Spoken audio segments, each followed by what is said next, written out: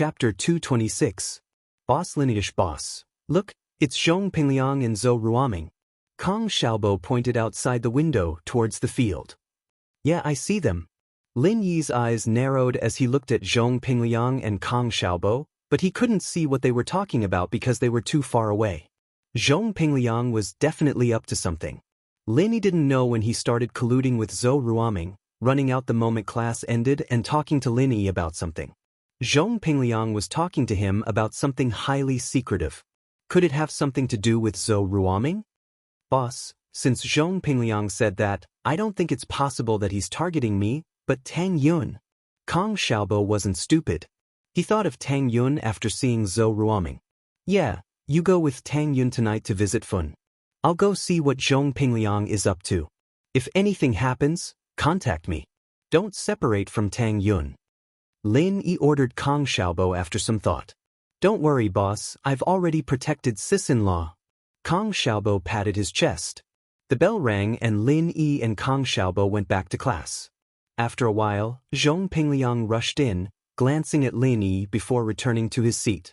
Zhong Pingliang didn't bother Lin Yi the entire morning, as if he'd forgotten about what he said in the morning. It wasn't until lunch break that Zhong Pingliang walked over. Lin Yi, what do you think? Have you made up your mind? Where are we going tonight? Lin Yi asked faintly. Since he'd decided to see what Zhong Pingliang was up to, Lin Yi didn't decline. Tonight at Liangbai Hotel. Pingliang added. It's my family's business. The bright white hotel was named after Zhong Pingliang and Zhong Fabai, but Zhong Fabai was too creative. The hotel's name was too cool, it sounded like a toothpaste shop. Sure. Lin Yi nodded. But you'd better think carefully. Don't play any tricks. Otherwise, the consequences will be very serious. You can imagine it to your heart's content for the whole afternoon. You can imagine the 10 great punishments of the Qing dynasty? Huh, of course not. Pingliang laughed dryly. Lin Yi, I'm doing this out of goodwill, don't take it for granted. I'm sincerely compromising with you. Lin Yi looked at Pingliang, not sure what else he wanted to say. Lin Yi, I know there's a conflict between us, so let's not beat around the bush. Since you understand what's going on with Heibao bro, I won't say anything more. Pingliang suddenly confessed. I hated you to the core because you kicked me. I wanted to teach you a lesson, but you hit me instead. That's why I wanted Heibao bro to teach you a lesson, to let you know the consequences of pissing me off. But you didn't just beat Heibao bro up, you sent him to jail. This shocked and terrified me. Pingliang continued. I'm not an idiot. I hate you, but I know I'm no match for you. The people I find are no match for you, so I don't dare go against you. Just like 2 days ago when you kicked me to the ground. Do you think I'd dare say anything? I don't dare, I don't even dare fart. Lin Yi didn't say anything, listening to Pingliang's *T. He didn't believe him at all. The kid's eyes were wandering. It was obvious that he was *ting.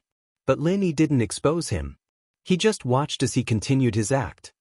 So this time, since I know about it, I can't pretend that I don't know. What I said before was a little serious. In fact, I'm not afraid of being implicated. The police will come to me and accuse me of covering up. Pingliang explained. From Heibao bro's incident, you can see my dad's power, right? Heibao bro took the blame, and even if the police suspect me, they have no evidence. So, in the same way, even if the police suspect that I didn't report it, they can only suspect me.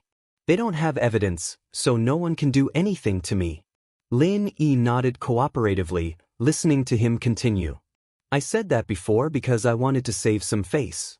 I didn't want to lose face in front of you. But now, I'll just tell you the truth. I'm actually afraid of you. I'm afraid that you'll come after me and beat me up. I can't beat you. I'm really afraid of you. That's why I wanted to tell you, so that you wouldn't blame me. Pingliang said. Alright, I'm being honest. You won't call me a coward, will you? It had to be said that Pingliang's performance was spectacular, and his words sounded reasonable, but Lin Yi didn't believe him at all. There was no fear in Pingliang's eyes at all.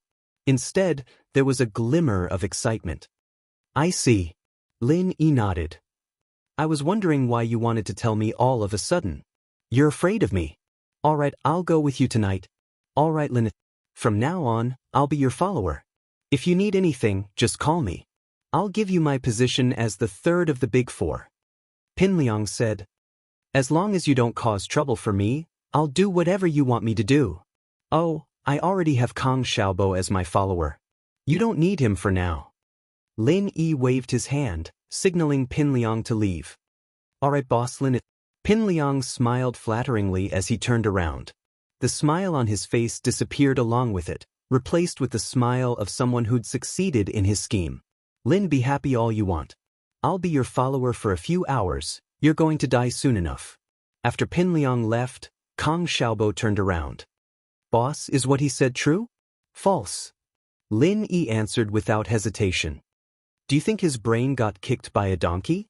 Why would he come here to suck up to you? I think so too. Then there's a problem. Kang Xiaobo nodded. After school, Kang Xiaobo followed Lin Yi's instructions and ran out of the classroom to wait for Tang Yun. Lin Yi, on the other hand, was slowly packing his bag. Pin Liang had already packed it up and was waiting for Lin Yi with a smile on his face. Help me carry it. Lin Yi handed the packed bag to Pin Liang without hesitation. Didn't this guy like to act like a follower? He'd let him. Pin Liang paused for a second before his smile returned. All right, boss Lin Yi. Lead the way. Lin Yi said faintly before giving Pin Liang a kick. Be smart. You're so clumsy. Chapter 227. Chapter 227, Waiting for news. What Pin Liang was going to do today was approved by Zhong Fabai, and so Zhong Fabai sent one of his men to drive an Audi and wait for him at the school gates. Boss Lin Yi, please get in. Pin Liang opened the car door and gestured for the driver to get in. The driver of the Audi was acting weird. What was up with Master Zhong today? Why was he acting like a follower? Why was he opening the door for someone else? But Fabai had told him not to ask questions he shouldn't ask and to focus on driving, so the driver pretended like he didn't see anything. Lin Yi got in the car, and Pin Liang got in the passenger seat. Master Zhong, where are we going? The driver asked after Pin Liang was seated. Liangbai Hotel. Pin Liang ordered. The driver nodded and started the car, speeding towards their destination. Lin Yi sat in the car, looking bored as he enjoyed the scenery, but in reality, he was watching Pin Liang and the driver's movements. The two didn't do anything out of the ordinary on the way. Liangbai Hotel had a vulgar name, but in reality, it was a very luxurious hotel. It was one of the best hotels in Songshan other than Pengzhan International Hotel. It was a 20-story skyscraper with a fancy parking lot and flower bed in front of it. Lin Yi looked at the size of the restaurant and thought to himself that Pin Liang's family really was rich. Lin Yi bro, this way please. Pin Liang didn't wait for the security guard to open the door and got out of the car first.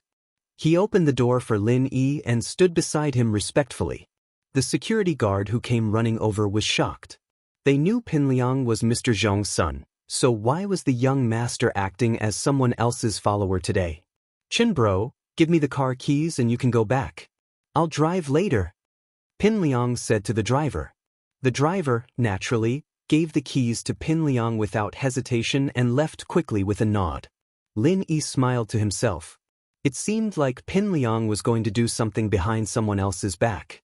He didn't trust this driver at all, so Lin Yi raised his guard. There was a waiter leading the way, but Pin Liang still extended his arm respectfully as he walked slowly in front of Lin. Lin Yi didn't pay attention to him. He knew that Pin Liang was just pretending, so he let him be. He wanted to see what this little bastard was up to. They arrived at a private room, and the waiter pushed the door open. Master Zhong, this way please. Fuck, do you know how to talk? This is Boss Lin Yi, even I have to call him boss. Are you blind? Pin Liang glared at the waiter. Why was the waiter so blind? Yes. The waiter said quickly. Boss Lin Yi, this way please. Lin Yi nodded and didn't say anything. He entered the room, and Pin Liang closed the door with a fawning expression. Lin Yi sat down in front of the table and looked at Pin Liang. All right, spit it out if you have something to say. Boss Lin Yi, the food will be here soon. Let's talk while we eat. Pin Liang said flatteringly. He had been waiting for Heibao Bro's text the whole time, but there was no news from Heibao Bro. He could only stall Lin Yi for now. Do what you want. Lin Yi humphed coldly as he looked at Pinliang's anxious face. He'd watch him continue acting. It wasn't long before the door was pushed open, and a waiter came in with a cart. Plates of delicacies filled the table, and Lin Yi couldn't help but click his tongue. This Zhong Pingliang was really willing to spend so much money, wasn't he? But Lin Yi didn't have any special requirements when it came to food. It was fine as long as he could eat his fill. Pinliang was a little disappointed that Lin Yi didn't seem to be interested. As far as he was concerned, Lin Yi was a poor student. It was a rare opportunity for him to have a seafood feast like this. Boss Lin Yi, why don't these dishes suit your taste? Pinliang asked, thinking that Lin Yi didn't like seafood. It's fine. I'll just put up with it, Lin Yi said faintly. Pinliang was so pissed he wanted to curse at Lin. Put up with it? This table was at least tens of thousands, and he said put up with it? But Pinliang thought about it. This was Lin Yi's last meal before he died, so he'd just treat it as a hongmen banquet. If there's anything else you need, Lin Yi boss, just let me know. Do you want some red wine? Eating seafood and drinking red wine is great. No need. I'll just have 2 bowls of rice. Lin Yi waved his hand and interrupted Pinliang. Wah! Pinliang froze. He cursed at Lin Yi for wasting food. How could he eat such delicious seafood with rice? Are you kidding me? But Pinliang still got a waiter and ordered 2 bowls of rice for Lin. Lin Yi didn't hold back after taking the rice. He started gobbling it up, and in the blink of an eye, a table full of delicacies and 2 bowls of rice went into Lin Yi's stomach. It's all right. It's not as good as braised pork. Lin Yi patted his belly and burped. Pinliang almost rolled his eyes. He should have just treated this poor bastard to braised pork. What a waste of money, and he didn't even get anything out of it. All right, let's get down to business. Now that you're full, it's time to beat someone up, Lin Yi said as he looked at Pinliang. Beat someone up? Pinliang paused. He didn't know what Lin Yi meant. He laughed dryly.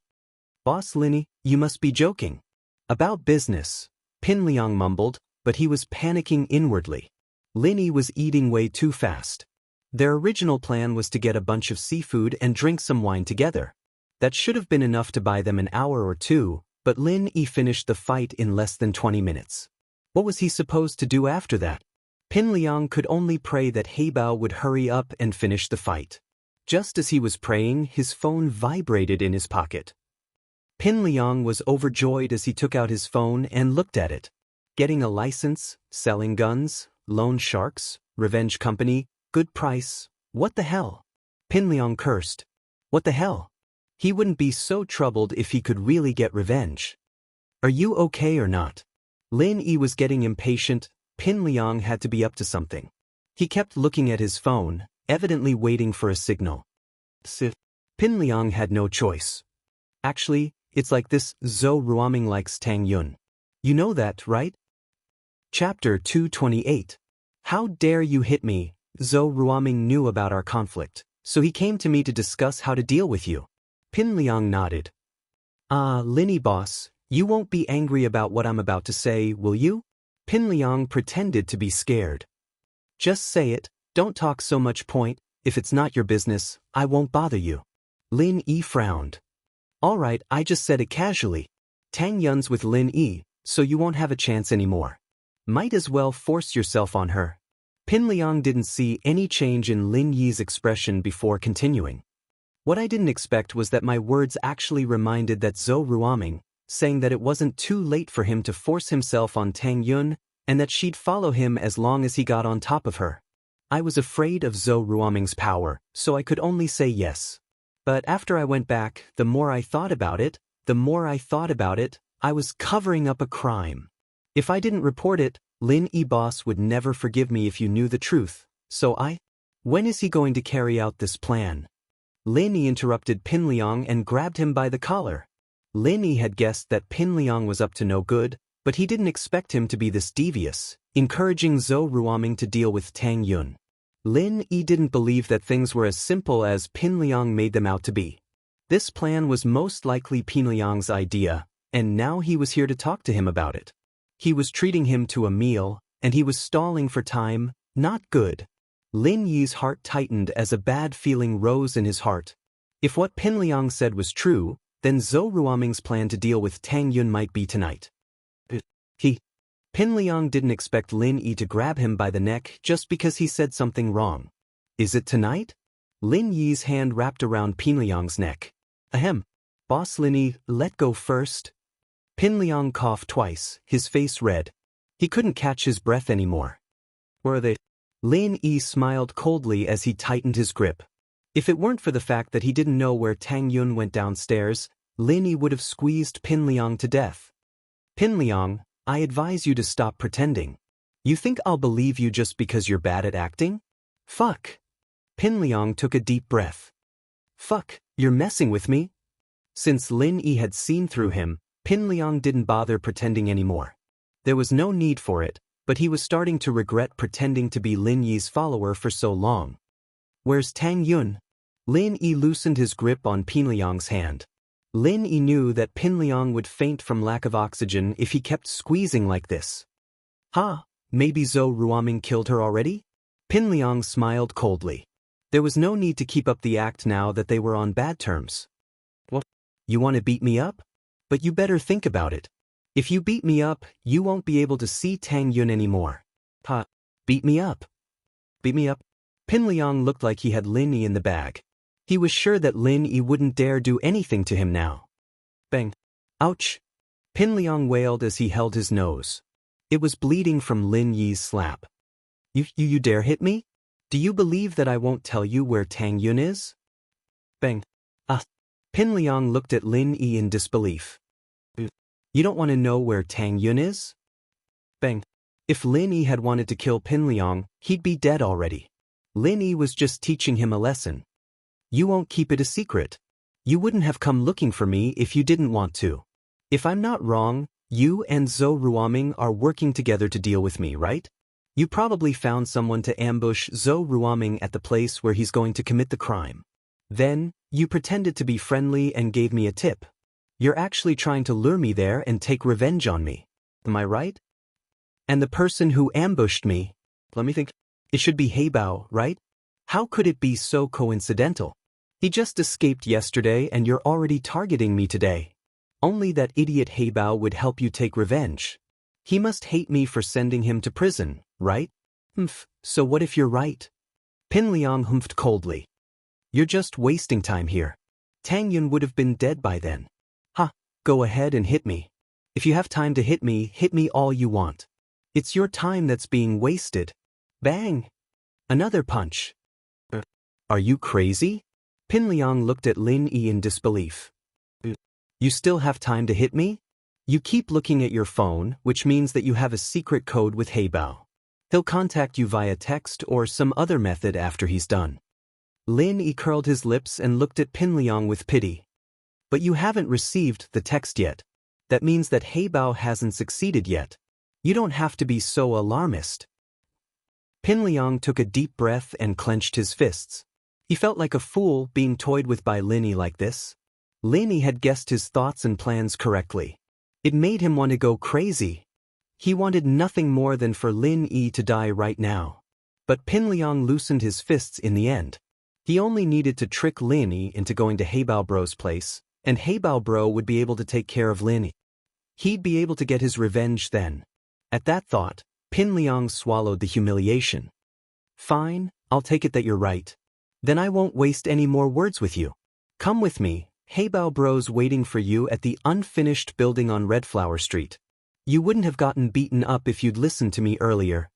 Lin Yi patted the back of Pin Liang's head. Don't do stupid things like that again. Fu! Pin Liang gritted his teeth. Endure. I'll turn into a ninja turtle and let you be cocky for a while. You'll know what tragedy is next. Do you still think that Heibao Bro is still the old Heibao Bro? Haha.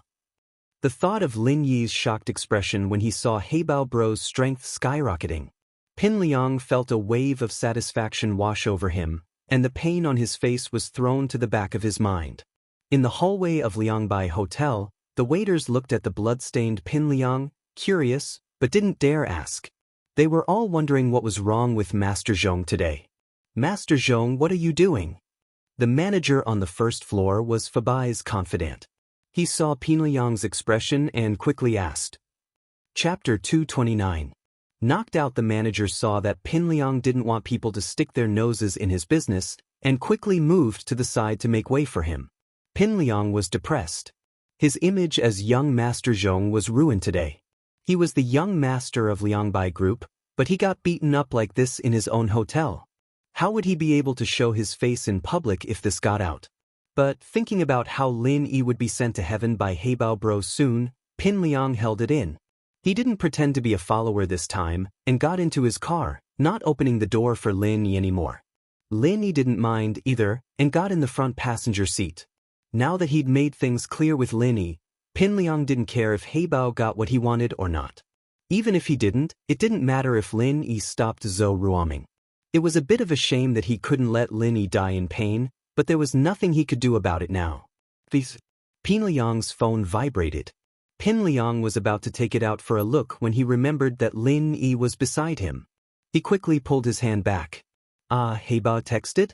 Let me see? Lin Yi said, glancing at Pinliang. All right. Pinliang handed the phone to Lin Yi, depressed. He finally understood what it meant to not fight when the odds were against him. Not showing Lin Yi would only get him beaten up. Lin Yi, on the other hand, picked the weak spots that wouldn't kill him. Pinliang was in so much pain that he didn't pass out, and provoking Lin Yi was asking for it. Pinliang didn't dare go overboard now that they were at loggerheads. Lin Yi had already seen through him, and he didn't have anything to threaten Lin Yi with. It's done. There were only a few words on the phone screen, but Lin Yi was sure that it was a message from Black Panther. Drive faster, Lin Yi said as he tossed Pinliang's phone onto the driver's seat.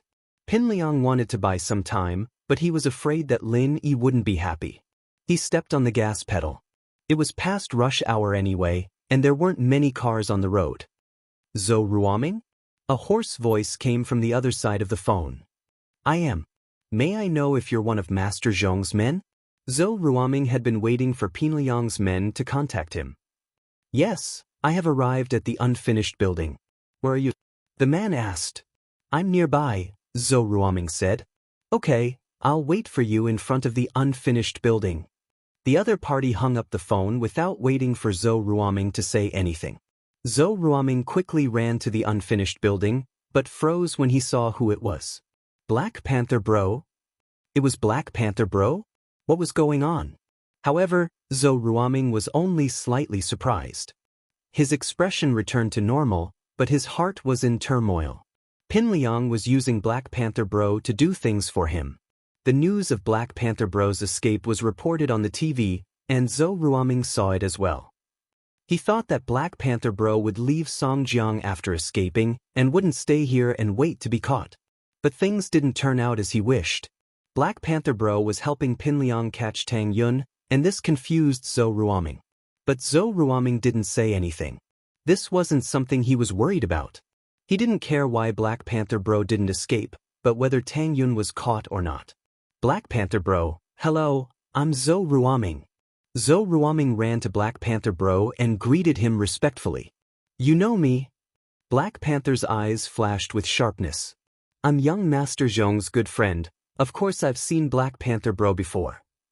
Zhou Ruoming's heart tightened. Black Panther Bro, what I'm doing today is illegal. You have to help me keep a lookout, okay? Black Panther heard Zhou Ruoming's words, and his expression softened a little. Zhou Ruoming let out a long sigh of relief. Black Panther escaped, and he recognized him. What if Black Panther didn't trust him and killed him? But Zhou Ruoming wasn't stupid. He quickly said that what he was going to do today was illegal as well. So if one of them reported the other wouldn't be able to get away with it. Black Panther Bro, what about Tang Yun?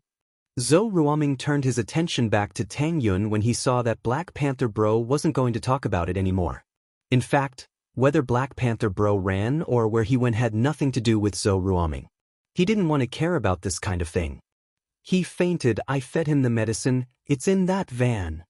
Black Panther pointed to an old white Nissan van not far from him. The van was quite old, at least 20 years old. Do you want me to help you? Thank you, Black Panther Bro. Zhou Ruoming's feet were weak and floating. He didn't dare carry someone up a building without handrails. What if he fell to his death? Heibao threw Tang Yun into an empty room and went downstairs. Fuck, this place doesn't even have electricity. It's so dark I can't even see. Zhou Ruoming fumbled his way up the stairs and sat on a broken staircase. He took out a small medicine bottle from his pocket and poured out a pill, swallowing it. Perhaps one wasn't enough. Zhou Ruoming thought about it and swallowed another one. This was a super strong medicine imported from Japan. It was said that one pill could last for 300 rounds. The male actors in those movies all took this medicine. Zhou Ruoming had an unknown problem, impotence. He used to overdo it when he was young, so now he couldn't do as he wished. He had to rely on some strong medicine to increase his strength. Moreover, the medicine he used was getting stronger and stronger, and the normal ones didn't have much effect anymore. She'd eaten 2 pills this time, so she'd be able to fight for an hour or 2. Pa. Ruoming started laughing lewdly. Teng, I'll treat you well later. I'll let you have a taste of my power. After taking the medicine, Zhou Ruoming sat on the staircase, waiting for the medicine to take effect. He wasn't in a rush to check on Tang Yun, since she was unconscious and wouldn't wake up anytime soon. Chapter 230. You cheated. Lin Yi didn't need the kid for the time being, so he knocked him out without hesitation. Lin Yi didn't get out of the van, but sat in it and observed the surroundings. Lin Yi, get out. A person got out of the van and stood not too far from Lin Yi's car. It was Heibao. Lin Yi had guessed correctly. Golden class late phase peak? Lin Yi frowned. It was one of Lin Yi's golden fingers to be able to see through a person's true strength, but Lin Yi was still confused as to how Heibao could suddenly go from a person who didn't have much strength to a golden class late phase peak. Lin Yi wanted to wait a bit longer, but Tang Yun was still on top of the building. Lin Yi had no choice but to get out of the car. He had to take care of Heibao as soon as possible, or Tang Yun would be in danger. Lin Yi, you didn't expect this, did you? I escaped from the police?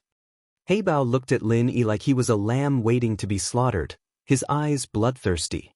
Yeah, I didn't expect this, Lin Yi nodded, but there are some things you wouldn't expect. What do you mean? Heibao paused. I'm actually a golden class early phase master. Lin Yi's aura burst out of his body as he spoke, suppressing his strength to the early phase of the golden class. HM? Heibao paused but then laughed mockingly. He didn't know how strong Lin Yi was before he became a golden class late phase peak. He only thought that Lin Yi was just a bit stronger than a normal person. But now, he found out that Lin Yi was a golden class master as well. But early phase golden class was nothing in Heibao's eyes. He had the strength of a golden class late phase peak, and early phase golden class was like an adult looking at a newborn baby. What are you laughing at? Lin Yi asked calmly. Haven't you heard of the division of strength in Jianghu? Heaven, Earth, Xian, and Huang. Although the Huang class is the weakest, it's enough to dominate the city. The early phase of the Huang class is equivalent to the strength of the special forces. Of course I know. When Black Leopard heard Lin Yi's words, he almost burst out laughing. With your strength, you still want to show off in front of me? Do you think you are very powerful? Since you know, why are you still standing here? Do you want me, an early phase golden class master, to send you to heaven? Lin Yi said casually. Heibao smiled again, very brightly. He really didn't know what arrogance was. An early phase golden class was already this arrogant? Well, then let me see how powerful you, an early phase golden class master, are. Lin Yi's attitude today was very unusual, and it was different from Lin Yi's usual style of doing things. If Heibao knew Lin Yi's temperament, he would definitely feel that something was wrong today. Lin Yi, who was always not very flamboyant, became arrogant today, but Heibao didn't know, so he felt that Lin Yi was an egomaniac. Come on. Lin Yi looked at Heibao with disdain. I'll let you see the strength of an early phase golden class. Lin Yi put on a contemptuous posture. Facing Lin Yi's disdainful attitude, Heibao smiled coldly, as if treating Lin Yi as an ignorant person. His body moved slightly, and he suddenly threw a punch at Lin. Lin Yi smiled faintly and threw a punch as well, meeting Heibao's fist. Heibao laughed at Lin Yi's stupid. He dared to take a punch from a peak late-phase golden class with just this little bit of strength? A punch from a mid-phase golden class was enough to heavily injure an early-phase golden class, let alone a peak late-phase golden class master like him. If he used his full strength, then one punch would be enough to kill an early-phase golden class like Lin Yi. This wasn't what Heibao wanted to see. According to Pinliang's instructions, he wanted to heavily injure Lin Yi first, then bring Lin Yi up and watch as Zhou Ruoming ravage Tang Yun, letting him die in pain. So in order to not kill Lin Yi, Heibao only used the strength of a mid-phase golden class. He only needed to heavily injure Lin. Bang! Two fists directly bombarded together, making a muffled sound. You're not an early-phase golden class. Heibao's eyes were filled with disbelief, and before he could say anything, his whole body flew out and landed heavily on the ground. Lin Yi didn't wait for Heibao to hit the ground. He flashed in front of Heibao and stepped on his chest. Crack! Several ribs broke. Lin Yi kicked him a few more times, and Heibao's eyes rolled back and he fainted. Before he fainted, he said in pain, "You cheated." Lin Yi curled his lips. "My master said that a qualified assassin will do whatever it takes." In Lin Yi's eyes, there were no rules at all. As long as he could achieve his goal, it was enough. Talking about rules with an assassin was bullshit. If Lin Yi had revealed the strength of a late-phase golden class like Heibao from the start, Heibao wouldn't have been so careless, and he wouldn't have only used the strength of a mid-phase golden class when he punched. Although Lin Yi was proficient in assassination and had the art of dragon mastery, it wasn't impossible for him to defeat Heibao. It was just a matter of time. But the problem was that Lin Yi didn't have that much time. Tang Yun was upstairs, and Lin didn't have that much time to waste with Heibao. So Lin Yi decided to use a trick, and the idiot Heibao actually fell for it. This IQ. Man, Lin Yi was a little worried. This kind of opportunistic method was a bit despicable, but Lin Yi didn't care about it anymore under the influence of his master and old Lin, two even more shameless guys. Lin Yi looked at Heibao and turned towards Pinliang's Audi. If it weren't for the fact that Pinliang and Zhou Ruoming both knew about this, Lin Yi wouldn't mind letting Heibao transmigrate. But since Pinliang and Zhou Ruoming couldn't kill Heibao right now, Lin Yi couldn't kill Heibao either.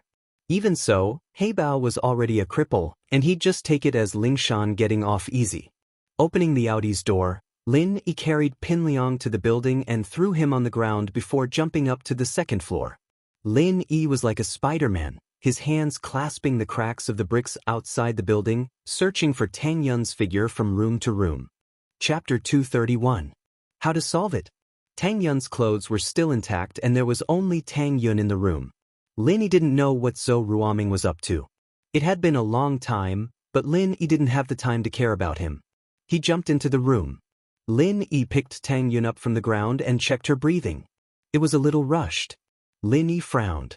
Could it be Lin Yi was just about to check on Tang Yun's condition when he heard Zhou Ruoming's whining voice from the corridor not far from the room? Fuck, I took 2 pills and there's still no reaction. It looks like I have to take another one. I don't know if Tang Yun's side is affected yet. I don't want to be unable to cooperate when the time comes. As expected, the kid fed Tang Yun something. Lin Yi jumped down from the window with Tang Yun in his arms. He glanced at Pinliang on the ground, and an evil smile appeared on his face. Lin Yi put Tang Yun in Heibao's van before grabbing Pinliang and jumping up to the window. He threw Pinliang on the ground and positioned him in between Tang Yun and Tang Yun. After doing all this, Lin Yi quickly returned downstairs to Heibao's side. Lin Yi hesitated for a moment and threw Heibao in the back of the van. He was not at ease and hit several acupuncture points on his body. This time, Heibao might not wake up for 2 or 3 hours. Lin Yi, naturally, wouldn't stay here. He drove Heibao's van and wanted to find a quiet place to check on Tang Yun. If Lin Yi's guess was correct, Tang Yun was drugged with a strong aphrodisiac effect. The car hadn't gone far when Tang Yun's body moved. So hot. Tang Yun woke up? Lin Yi glanced at Tang Yun, who was in the passenger seat. He didn't know if she was awake or in a half-conscious state, but her body was wriggling on the seat as if she was in great pain. Tang Yun? Lin Yi tried calling her name.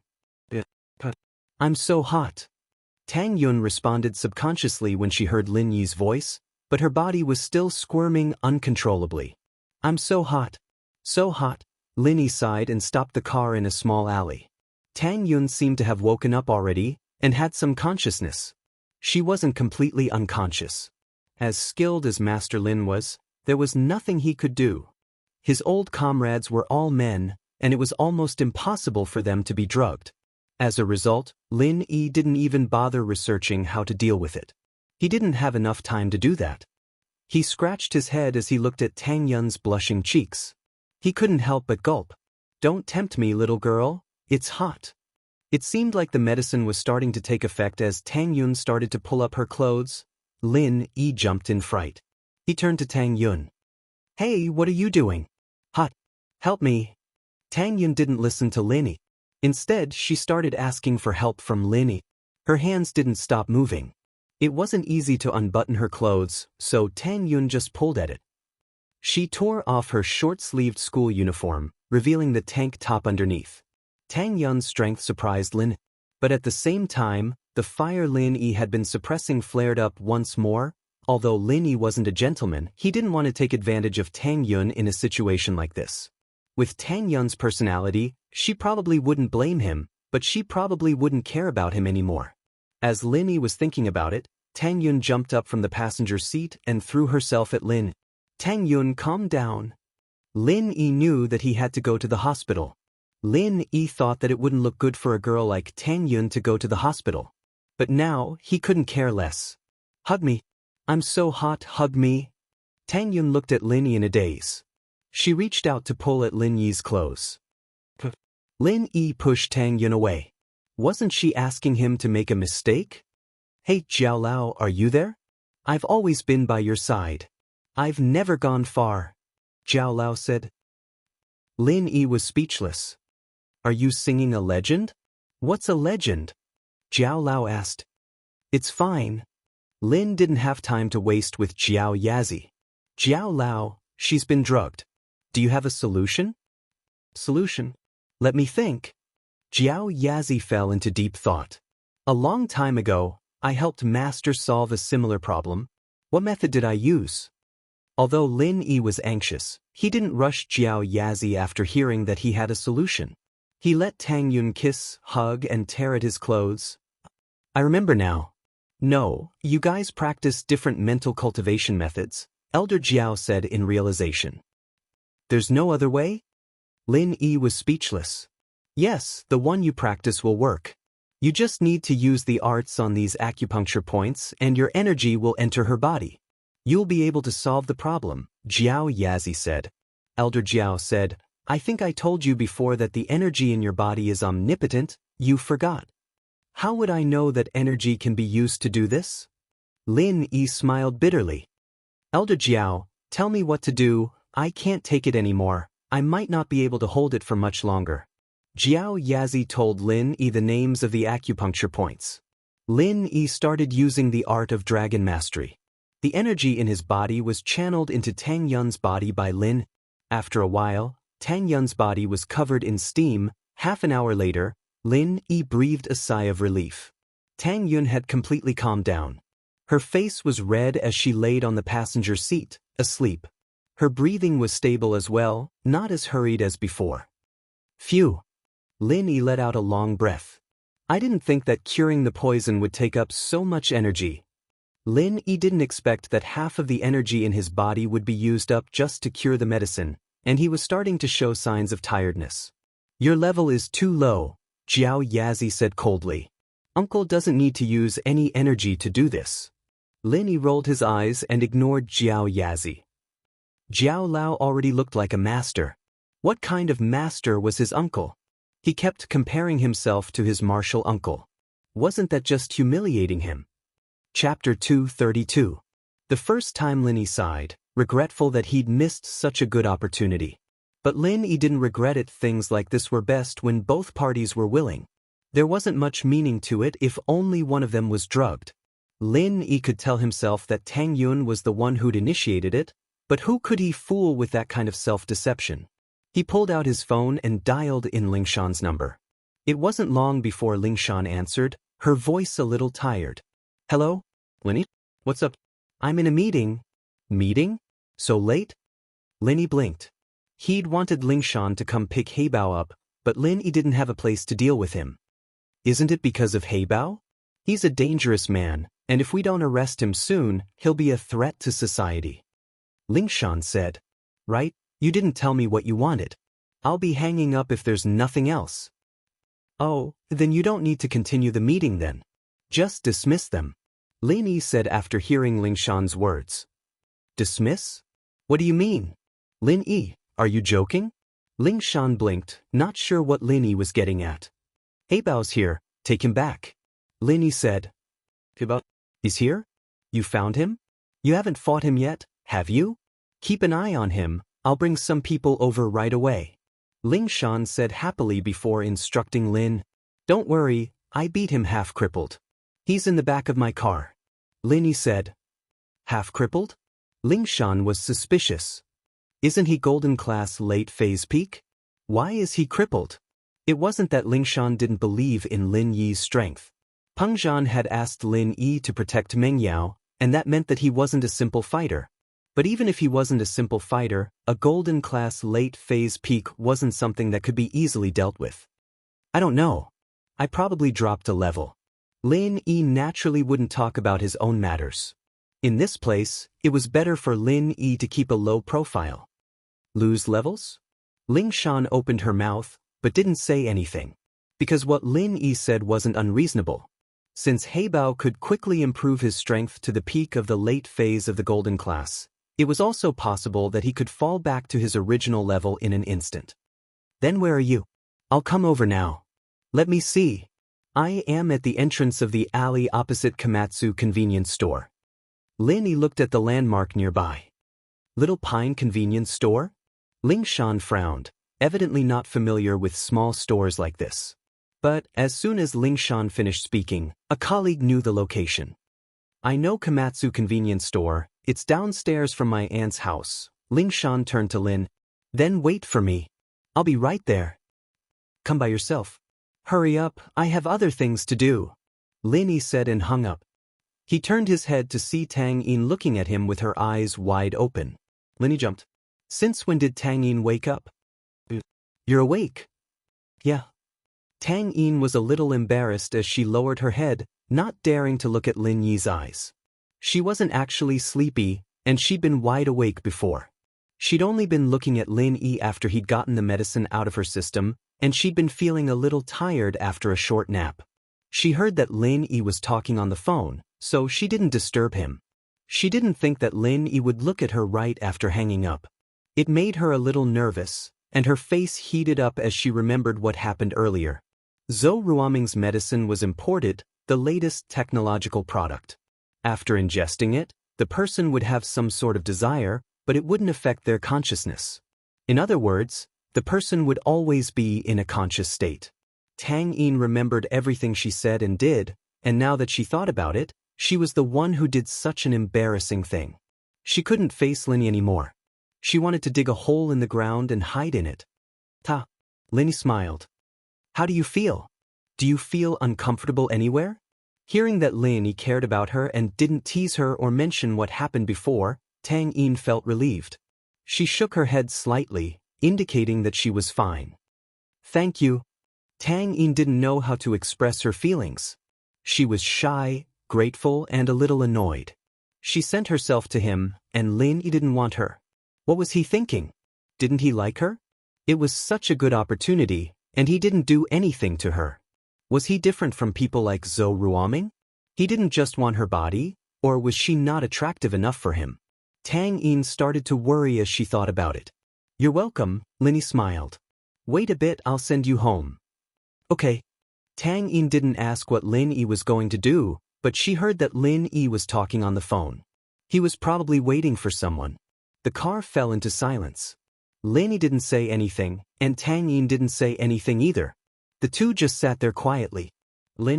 Tang Yin pursed her lips, and finally mustered up the courage to ask the question in her heart. Why? Did you reject it just now, huh? Lin Yi paused. Why did he reject it? Tang Yin actually asked him this question? Did she want him to accept it instead of rejecting it? I mean, don't you like me? If you didn't reject me just now, If we did that, then I would have become your girlfriend too? Tang Yun was panicking as she tried to explain herself. Lin Yi suddenly reached out and touched Tang Yin's hair. You got the order wrong. Tang Yin's body stiffened, but she didn't move away. She let Lin Yi put his hand on her head. What? You became my girlfriend first, then we can do that, Lin Yi smiled. I'm a person with strong principles. Oh. Tang Yi nodded, not really understanding. She touched Lin Yi's hand again. Don't touch my head, it's your fault if I don't grow taller. That was what Tang Yin said, but her heart was in turmoil. Had she misunderstood Lin Yi all this time? Was there a fundamental difference between him and Zhou Ruoming and the others? Lin Yi smiled. It was the first time Tang Yin acted like a spoiled child in front of him. It was a memorable day. You're tall enough, no one would want you if you got any taller, Lin Yi teased. Isn't there still you? Tang Yin didn't know why she said something so bold. She lowered her head after saying it, not daring to look at Lin Yi. Chapter 233. Chapter 233, Heart Grows Closer. A police car's horn sounded from afar, and Lin Yi could see blue and red lights flashing. Ling Shan must have brought people over.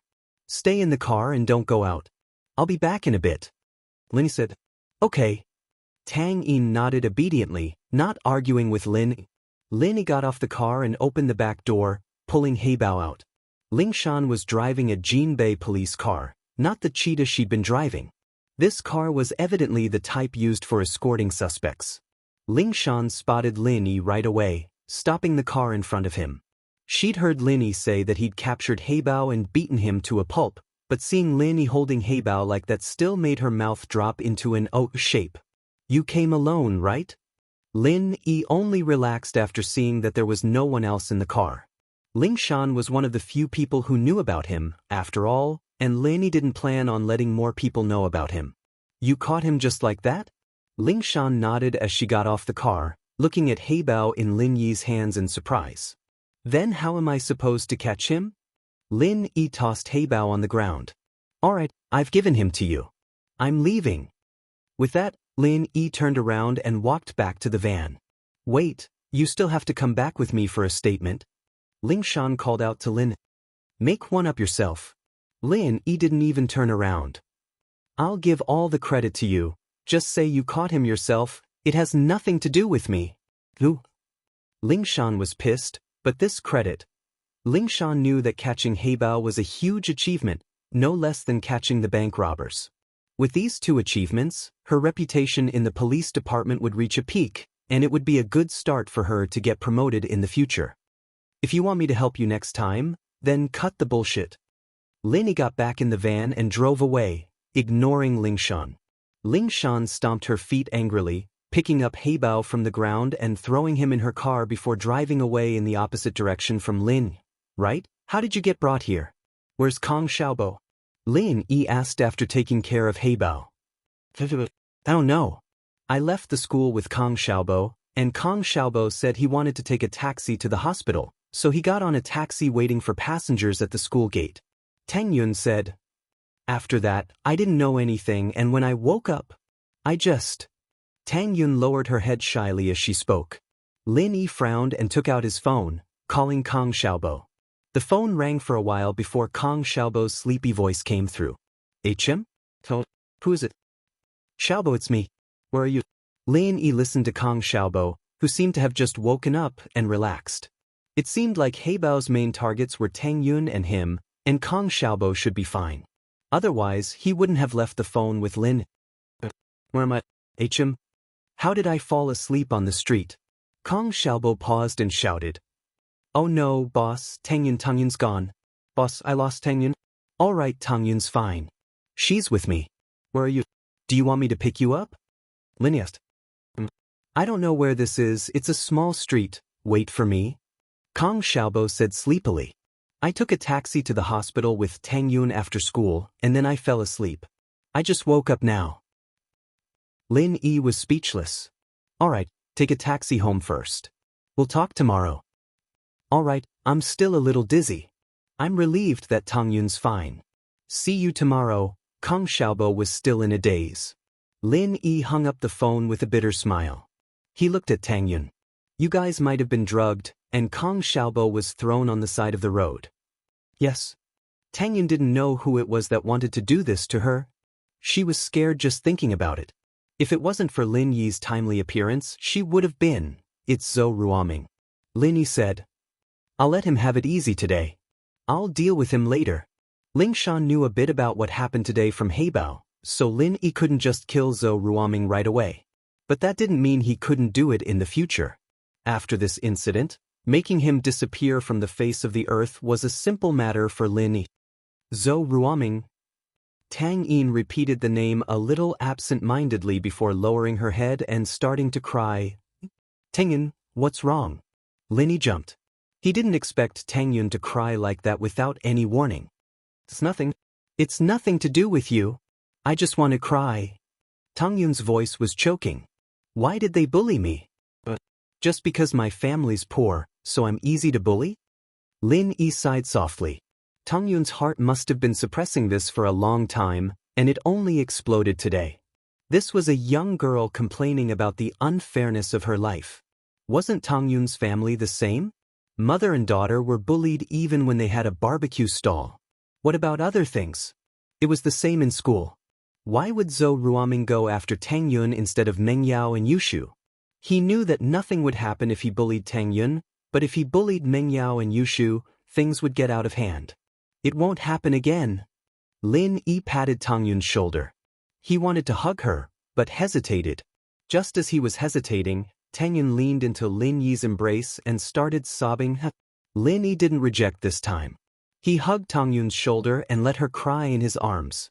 Perhaps Tang Yun didn't think that much. She just wanted someone to cry on. Indeed, Tang Yun didn't think too much at the moment. Leaning into Lin Yi's embrace was just to make herself feel more at ease. I'll send you home? Lin Yi asked after Tang Yun calmed down. Tang Yin was startled as she broke free from Lin Yi's arms abruptly, turning her head away in embarrassment as she let out a soft N. Lin Yi smiled, started the car, and drove towards the slums. Chapter 234. Chapter 234, Mrs. Tang's misunderstanding. Lin Yi parked the car at the spot he always parked in the slums. I'll be leaving? Tang Yun was still a little embarrassed to face Lin Yi. Her crazy actions made her feel ashamed. I'll drive you. Lin Yi locked the car and got off with Tang Yun. Lin Yi looked at the tattered Tang Yun and took off his uniform, handing it to Tang Yun. Can you wear mine? Tang Yin hesitated, but didn't reject him. She was fine in the car, but now that she was back in the slums, she didn't know what people would think if they saw her dressed like this. Tang Yun took off her tattered uniform and passed it to Lin. She quickly put on Lin Yi's uniform. The moment she changed, Tang Yun was only wearing a tight tank top. Lin Yi's heart skipped a beat. An 18-year-old girl had already matured to perfection. He didn't think that a rundown place like the slums could nurture a beauty like Tang Yun. Compared to Meng Yao's thin figure and Yushu's plump figure, Tang Yun's figure was the most perfect. He didn't know how she managed to grow it. Lin Yi thought. Tang Yun was wearing Lin Yi's uniform. Although the style was different for boys and girls, it wasn't too obvious at night. It was just a little loose. She turned around after putting on her clothes, only to see that Lin Yi wasn't wearing anything on his upper body. It's almost summer. It's not hot. It's fine. Lin Yi smiled casually. You'll wear mine? Tang Yun was touched and embarrassed at the same time. Wear yours. Lin Yi paused. Putting aside the question of whether or not he'd be able to wear it, the girl's fragrance alone was enough to intoxicate him. Then you should wear it. You'll catch a cold. Tang Yun remembered that Lin Yi wouldn't be able to wear her own clothes. Although there were a lot of naked men in the slums during the summer, Tang Yun was used to them sitting together and playing cards and eating. But it was only spring. Although the weather was hot, no one would be naked at this time of the year. People would think that they were crazy. Lin Yi put Tang Yun's clothes on him. The intoxicating fragrance from the clothes intensified. Lin Yi's heart skipped a beat. He didn't know why, but he reached out to grab Tang Yun's hand. Tang Yun's body froze when Lin Yi grabbed her hand. She wanted to shake it off, but she didn't want to. Her palms were wet with sweat as her breathing quickened. It was Tang Yun's first time being held by the opposite sex. It was the second time. The first time was when she was harassed by Li Erlin, and when Lin Yi pulled her into the car. But she didn't think too much about it. This time, Tang Yun felt as if she was being electrocuted. She was nervous and excited. Was this the feeling of first love? Tang Yun was a bit lost. Her mind was blank as Lin Yi pulled her hand and slowly walked forward. The two of them walked side by side in the old alley of the shanty town without a word. They looked like a couple returning home at night. Tang Yun snapped back to reality when they were almost home. She didn't know where she got the strength from, but she pushed Lin Yi's hand away and raised her head. I'm almost there. Should we go back? Since we're already here, a few more steps won't matter. Lin Yi smiled and continued walking. Oh, Tang Yun thought. What did he mean by a few more steps? Her mother would definitely misunderstand if they were to go back like this. Would it be a misunderstanding? The two walked closer and saw that Tang Yun's house was brightly lit. Even the lights in the yard were lit. Tang Yun was confused. Why would the usually frugal family light up the yard for no reason? She walked 2 steps closer and saw her mother standing at the door, looking around anxiously. Tang Yun subconsciously called out, but she regretted it after yelling. Lin Yi was still next to her. Although the two had let go of each other, they were still together at this late. Tang Yun wanted Lin Yi to walk her to the door and then leave. That way, her mother wouldn't be able to see him, but now, you're back. Mrs. Tang was surprised and happy to see Tang Yun return. You scared me to death. You're finally back, huh? Mom, what are you? Tang Yun didn't know what was going on.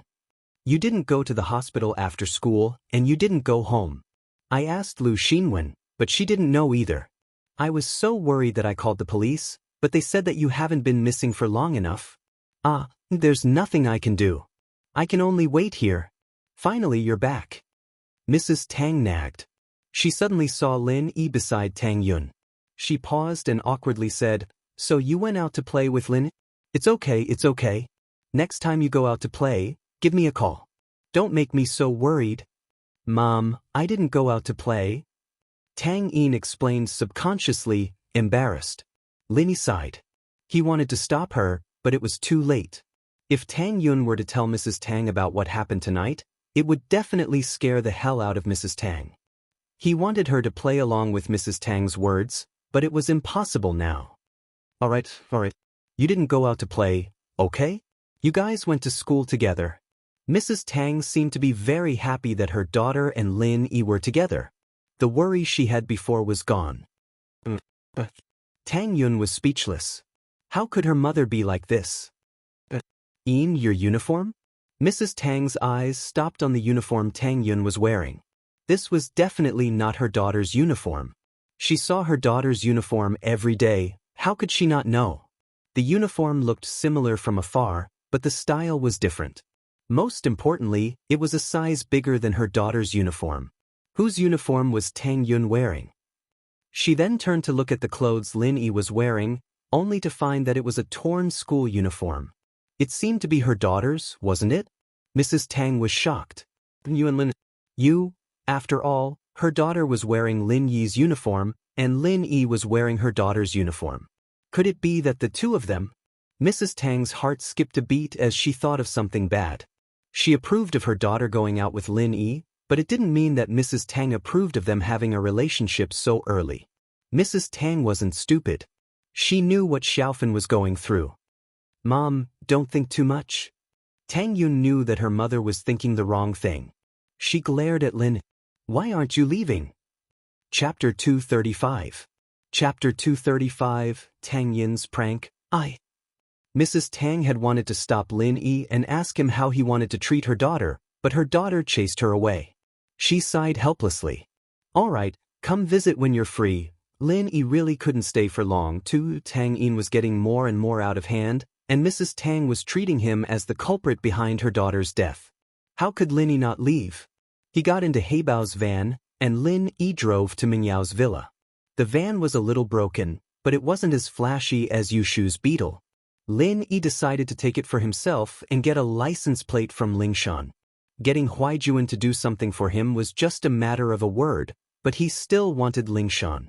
He'd helped this girl out so many times, and if she didn't want to do something for him, he'd just ignore her from now on. It was only after Lin Yi left that Tang Yin grabbed her mother's hand. "Mom, what are you doing?" "What do you mean what?" "Yin, this is a big deal. What if he doesn't take responsibility?" Mrs. Tang panicked. "Why are you so dumb? Haven't you learned your lesson from Fun?" Tang Yin looked at her mother's nervous face, and for some reason, a mischievous thought popped up in her head. "Weren't you the one who told me to be friends with Lin Yi? Why are you blaming me now?" Mrs. Tang was speechless. She was right, she was the one who'd encouraged her daughter to be friends with Lin, and now she was blaming her daughter? Mrs. Tang felt a wave of sadness wash over her at the thought. She'd thought that Lin Yi was from a good family, and that her daughter wouldn't be at a disadvantage if she followed him. But now that something like this had really happened, she was starting to panic. Tang Yun wasn't in the mood to continue joking after seeing her mother's expression. "All right, Mom, it's not what you think." Mrs. Tang paused. "Aren't you? It's not that, Mom. Actually, I was captured by bad guys today, and Lin Yi saved me." Tang Yin didn't hide anything as she told her mom about how she was almost killed by Zhou Ruoming. She also told her mom about how she was drugged and how Lin Yi saved her. She lowered her head in embarrassment when she told her mom that she was the one who tore off her clothes. "It's not that. Mom, I actually got caught by bad guys today. Lin Yi saved me, Yin." Mrs. Tang was shocked and angry at the same time when she heard that Zhou Ruoming almost killed her. She hugged Tang Yin. "It's all Mom's fault, I can't protect you." "Mom, don't say that, you've already given me enough." Tang Yin wasn't an immature child. She knew that her mother had been working hard for the family. That Zhou Ruoming is such a jerk. Thank goodness we had Lin Yi or else. Mrs. Tang said, a little scared. "But do you think Lin Yi didn't do anything to you in that situation?" "Yeah." Tang Yin nodded. This was the reason why her impression of Lin Yi had changed. It was also because of this that Tang Yin didn't hate him anymore. He was different from people like Zhou Ruoming and Pin Liang. "Then I've wronged you." Mrs. Tang was confused. There was no reason for Lin Yi to reject a situation like this. Why did he reject her? What did that mean? Lin Yi doesn't like you? Mrs. Tang suddenly thought of a possibility. Perhaps Lin Yi didn't like Tang Yin at all. It was all wishful thinking. Tang Yin paused. "Mom, why do you ask? Why would he reject you if he liked you? I've been around your age and I understand how young people think. It's the only possibility that he could reject me in that situation." Mrs. Tang analyzed. Mom, don't ask so many questions." Tang Yin shook Mrs. Tang's arm, embarrassed. "Why can't I ask so many questions? Of course I have to know what you're doing." Mrs. Tang was getting more and more nervous. If Lin Yi didn't like her daughter, then wouldn't their family continue to be poor? He said that as long as I agree to go out with him, he'll... Tang Yun was so embarrassed that she ran back into the house, ignoring her mother who was standing there. "Oh?" Mrs. Tang was glad to hear that, but she shook her head. "Lin Yi isn't a bad kid. He'll treat Yin well in the future." Mrs. Tang was happy at that thought. Songshan's First People's Hospital, an ICU room. Ling Shan and a couple of police officers were sitting in front of an office table. Ling Shan frowned as she looked at her colleagues helplessly. "Do you guys have any ideas?" Heibao had woken up, but he didn't say anything about the sudden increase in strength. It was as if he could do whatever they wanted with him, and Ling Shan couldn't do anything about it. After all, Heibao's sudden increase in strength had nothing to do with the case, and Ling Shan couldn't force him to say anything if he didn't want to talk about it. She was just curious. "Boss Song, I think we should just let it go. He doesn't have any strength now, and there's nothing we can do if he doesn't want to talk about it. This has nothing to do with the case, and we'll just send him back to the jail and close the case," a subordinate suggested. He was making sense, after all, and Ling Shan couldn't look into things that had nothing to do with the case. Just as Ling Shan was struggling, a police officer came running out of the room. "Captain Song," he said. "He said? What did he say?" Ling Shan asked. "He said that he used some kind of pill a long time ago, and that he could use it to push his strength to its peak anytime he wanted, but it wouldn't be long before he returned to normal," the officer said. Heibao wanted to sleep and I got annoyed with him, so he told me, ah. Ling Shan's face darkened upon hearing the report. Saying something like that was as good as not saying anything at all. There was no value in it. But Heibao really wasn't lying. He did use a similar pill a long time ago, and he could use it with his sex arts to make his strength explode. Ling Shan thought about how weak Heibao was right now, and decided to believe him. There was nothing she could do about it. Heibao had indeed been crippled by Lin Yi, and if it weren't for the fact that he'd lost a level, she wouldn't believe that Lin Yi was that strong. Chapter 236. I'm looking for thief Lin Yi parked the van in front of Mengyao villa, right next to Yushu's beetle. The beetle was suitable for carrying Mengyao or Yushu out on business, but the van had a lot of uses. Lin Yi was planning on going to his room to change his clothes after entering the villa, but Mengyao and Yushu were watching TV in the living room. They froze when they saw Lin Yi walk in. Lin Yi, what are you doing? Acting like a gangster? Mengyao looked at Lin Yi, confused. Didn't you invite Pin Liang for dinner? What happened to you? Don't talk about it, I'll change my clothes first. Lin Yi said as he walked to his room. That guy wanted to mess with me, he got someone to teach me a lesson, and now I'm like this. Lin Yi didn't want to talk too much about Tang Yin's situation, only saying that Pin Liang wanted to get someone to deal with him, and that's why his clothes were like this. Yushu looked at Lin Yi's back, confused. Mengyao, on the other hand, wasn't paying attention to Lin Yi at all. Lin Yi took off Tang Yin's uniform, wanting to throw it away, but decided to put it in the closet after some hesitation. It was Tang Yin's clothes, after all, and while Lin Yi didn't have the hobbies of collecting things used by pretty girls, Lin Yi felt that if he were to get closer to Tang Yin in the future, it'd be a memento. After taking a shower, Lin Yi walked out of his room with a new set of clothes. Shield bro, tell me what's fun today? Yushu was a curious baby, always wanting to get to the bottom of things. She wouldn't stop asking questions whenever she saw Lin Yi. It's nothing, Pin Liang just doesn't like me. He wanted to teach me a lesson, but he never got the chance. But Heibao got in touch with him, and he wants to use Heibao to teach me a lesson. Lin Yi said simply. Heibao. Mengyao blinked. Lin Yi, you're saying that Pin Liang got Heibao to deal with you again? Yeah, what's wrong? Lin Yi asked, confused by Mingyao's attitude. I heard my dad say that Heibao's strength skyrocketed all of a sudden, beating up a special forces soldier who just came back. Are you alright? But Mengyao regretted asking the question right after. It was obvious that nothing had happened to him, and asking him was a waste of time. It's nothing. Heibao's gotten a lot stronger, but he dropped a level again after meeting me. Lin Yi smiled. I beat him up and sent him to the police station. Mengyao said, what Lin Yi's saying? Heibao said, Heibao just happened to drop a level?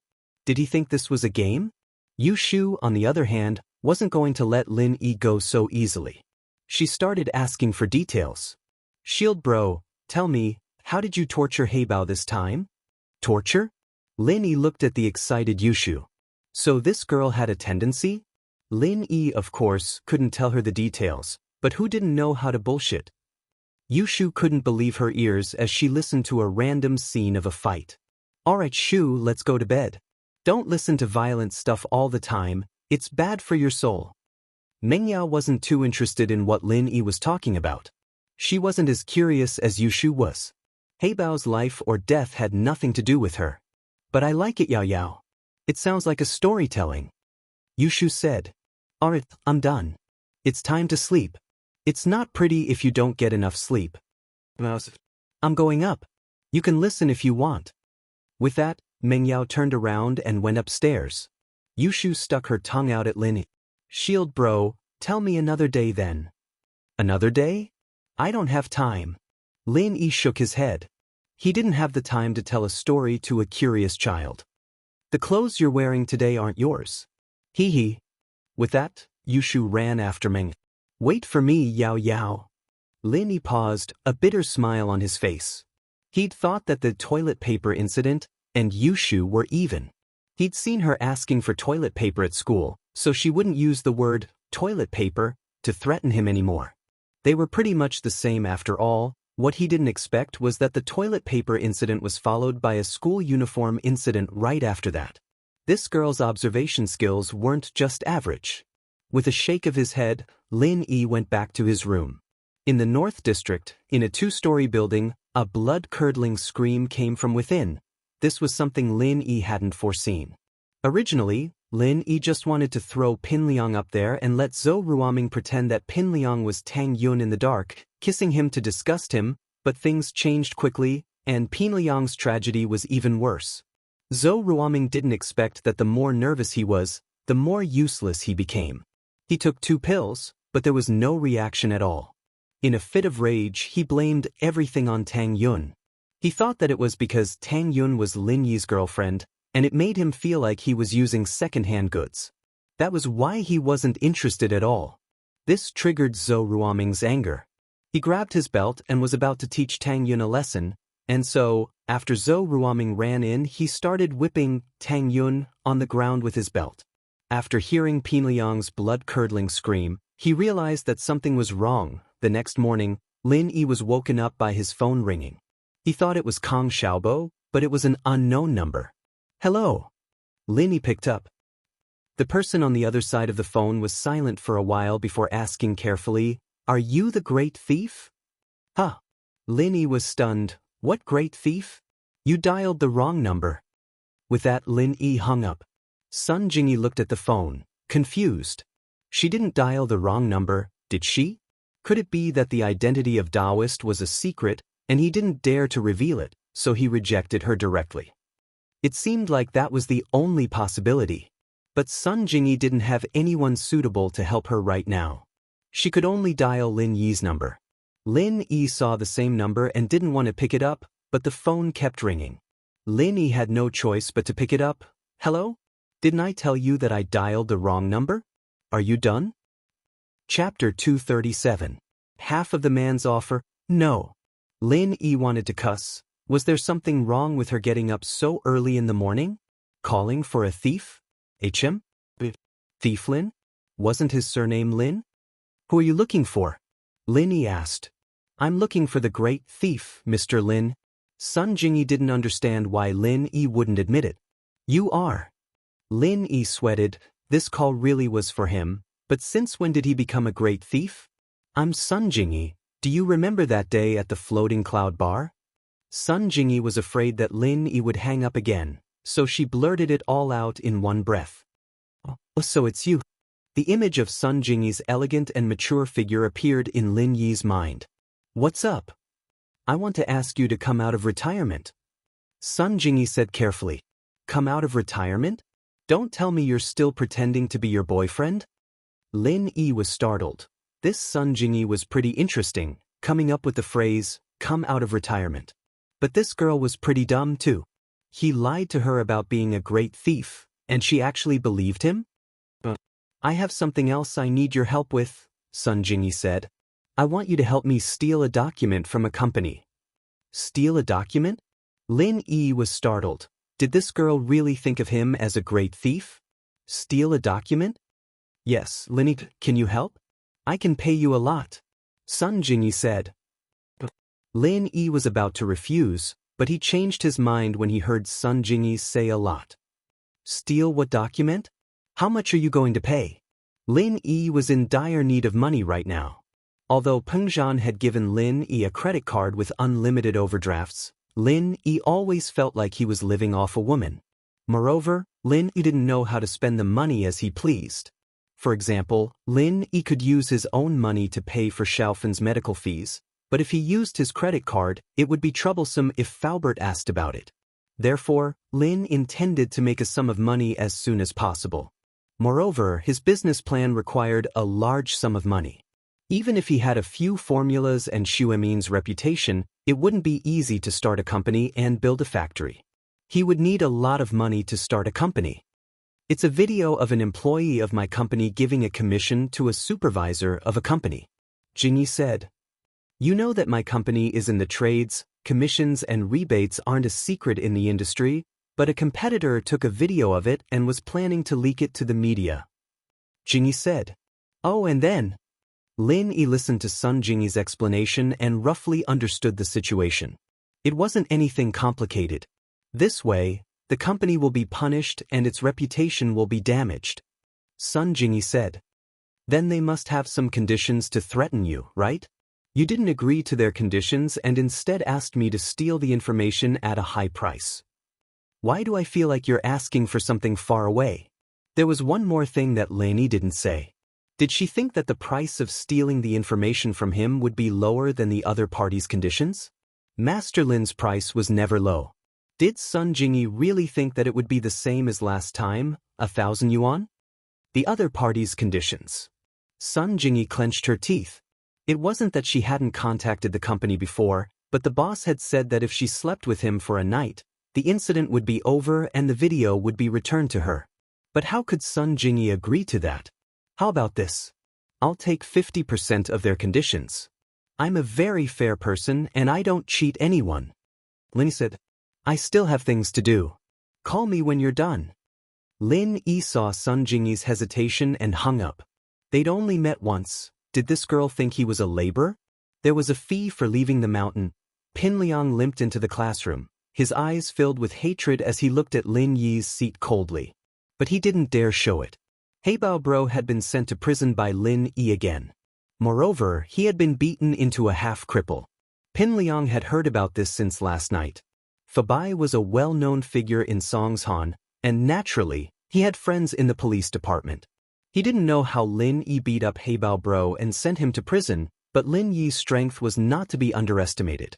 Heibao Bro had reached the peak of the late phase of the golden class, and could even walk on walls, but he was defeated by Lin Yi again. Just how strong was Lin Yi? If he didn't take revenge, he wouldn't be a man. The humiliation Pin Liang had suffered last night was something he would never be able to remember for the rest of his life. And it was all thanks to Lin Yi. Lin Yi, as soon as I get the chance, I'll make you regret being born into this world. Pin Liang clenched his fists.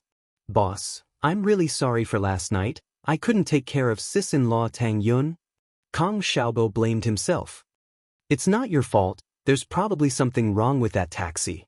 Lin Yi said, Oh right, how are you? Are you okay? I'm fine, they probably didn't do anything to me. Kong Xiaobo said, Oh right, boss, what happened after you and Pin Liang had dinner yesterday? Why is he limping today? Hemorrhoids? Lin Yi's eyes widened in shock. Was this Zhou Ruoming blind? Did he think that Pin Liang was Tang Yun? How else could it have this effect? Lin Yi speculated maliciously. Who knows? Yesterday Pin Liang called Heibao over to deal with me again, but I sent him to the police station again. Lin Yi explained, and didn't mention Tang Yun's capture. Lin Yi didn't want to talk about Tang Yun. Kong Xiaobo also saw that Lin Yi didn't want to talk about it, so he didn't ask anymore. The most important thing was that Tang Yun was safe. Alright boss, do you think Fun and I? Are we compatible? Kong Xiaobo had been thinking about this question for the past few days, and it made him feel lost. If it was love at first sight, it would be more accurate to say that Kong Xiaobo fell in love with Fin's beauty. Although it wasn't as beautiful as Tang Yun, it was enough to shock Kong Xiaobo. After knowing what happened to Fin, Kong Xiaobo felt pity for this girl from the bottom of his heart. Especially when he saw Fin's helpless and pitiful expression, it gave Kong Xiaobo the urge to protect her for the rest of her life. This was also the reason why Kong Xiaobo was so passionate these past few days. 18 years old was an age where one could go through fire and water for love. But after the impulse, Kong Xiaobo had to think deeply about his and Fin's future. Chapter 238. Tang Yun has a date. Kong Xiaobo wanted to know if he really liked Xiaofin, or if it was just a moment of impulsiveness. So he asked Lin Yi for advice. It's too early to think about this. Lin Yi naturally knew what Kong Xiaobo was conflicted about.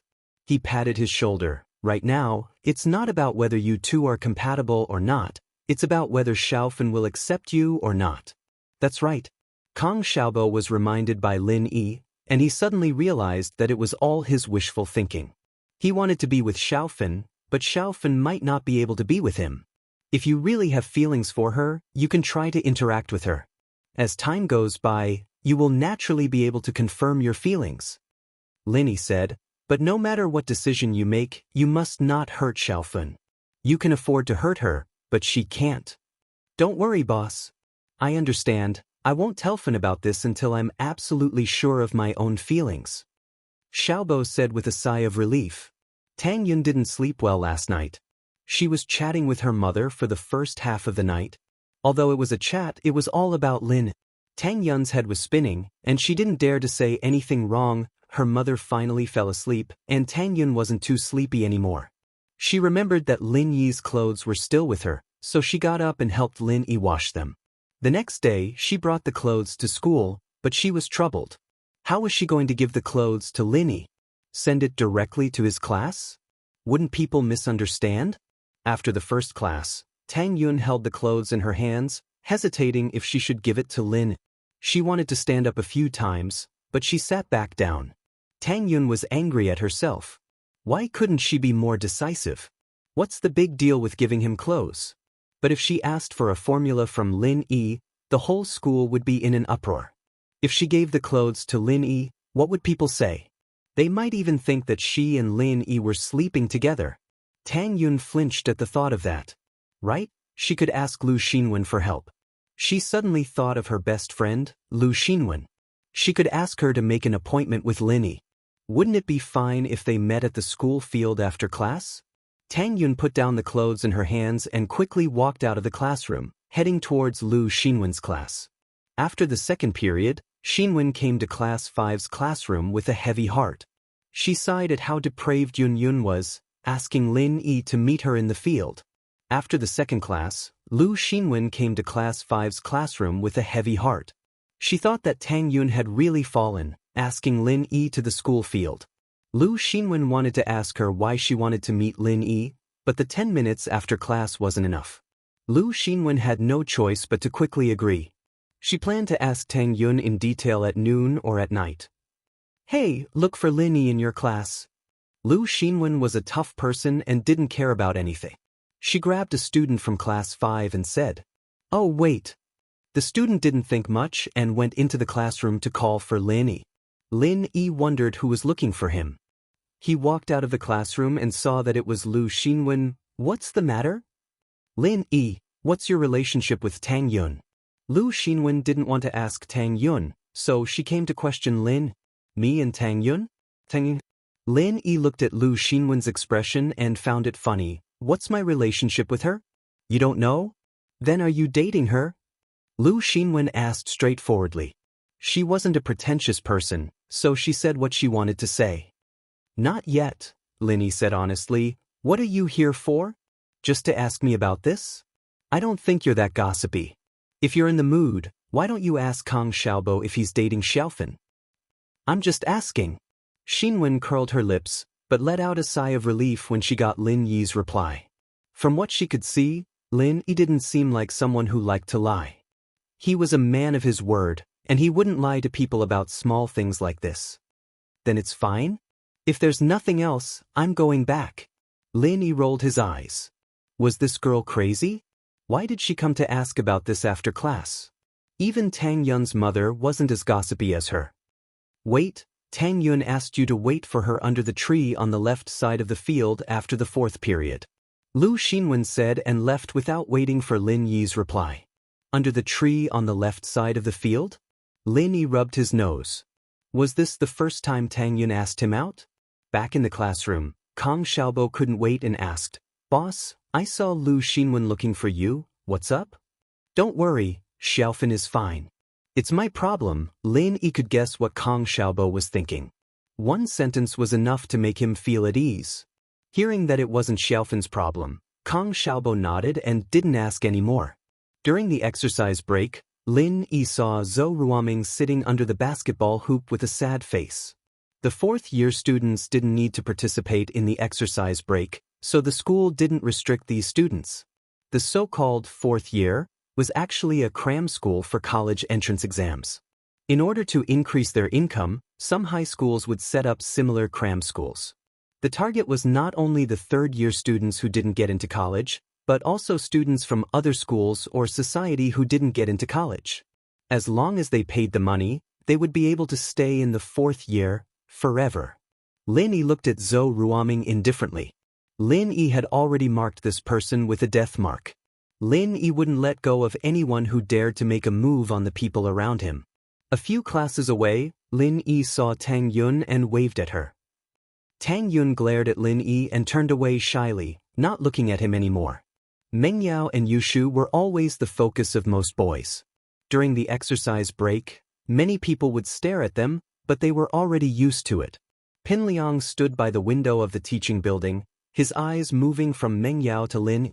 Ever since Lin Yi showed up, he'd never been able to do anything so smoothly. This person must disappear from his sight. Pin Liang was thinking about it angrily when his phone vibrated in his pocket. He took it out and saw that it was his father, Zhong Fabai. Dad. Pin Liang was confused. Usually, Fabai wouldn't call him when he was in school. Chapter 239. Chapter 239. The girl under the tree. Fabai called to confirm Pin Liang's intentions, to see if he was going to meet Heibao. Heibao bro's looking for me? Pin Liang paused before agreeing without hesitation. I'll meet him. Not only did he fail to kill Lin Yi this time, but he even sent Heibao bro to jail once more. This made Pin Liang hate Lin Yi to the core. He wanted to ask Heibao bro what Lin Yi was capable of, to be able to make Heibao bro suffer again. Alright, I'll pick you up at school later at noon. Don't tell anyone about this. Fabai relaxed a little at Pin Liang's words. He was worried that his son wouldn't know any better and wouldn't meet Heibao. It'd be bad if Heibao wasn't happy about it. But Pin Liang's straightforwardness surprised Fabai a little. Got it, Dad. Pin Liang hung up the phone and clenched his teeth as he clutched his wounds. He was unconscious yesterday, but was woken up by a slap with a belt. Pin Liang had never been beaten like this before, and it shocked and angered him at the same time. He realized that he'd been tricked by Lin Yi after he asked for the reason. Zhou Ruoming had mistaken him for Tang Yun, and while Pin Liang was annoyed, he was glad that Zhou Ruoming had beaten him up. What if Zhou Ruoming had hugged him and called him Tang Yun? Wouldn't that be disgusting? The more Pin Liang thought about it, the more he felt that Lin Yi was despicable. Fourth period ended, and Lin Yi stood up in a hurry to go to his appointment. Xiaobo called out to him. Boss, are you going to the washroom? I'm not going. Lin Yi was speechless. Then why don't you come with me? I'm going. Kong Xiaobo said. I'm going on a date. You go by yourself. Lin Yi patted Kong Xiaobo's shoulder. Why was this guy so annoying today? Why was he asking him to go to the washroom? Then hurry up and go. Only then did Kong Xiaobo react. He was a little embarrassed. Boss, I'll talk to you at noon. Actually, I have something to talk to you about. Then let's talk at noon. Lin Yi quickly ran out of the classroom. He didn't know if Tang Yun was in a hurry because of Kong Xiaobo. At noon, the sun shone brightly on the open sports field.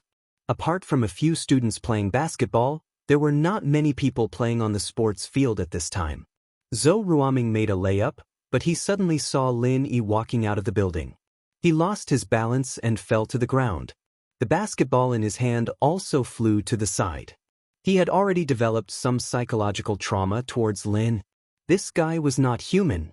Although there was no evidence to prove that it was Lin Yi who did it, was there still a need for evidence? There was no need at all. Heibao bro was nowhere to be found, and Pin Liang was knocked out and left at Tang Yun's place. If this wasn't Lin Yi's doing, then was it Superman? Was it Ultraman? Zhou Ruoming didn't expect Lin Yi to be this strong.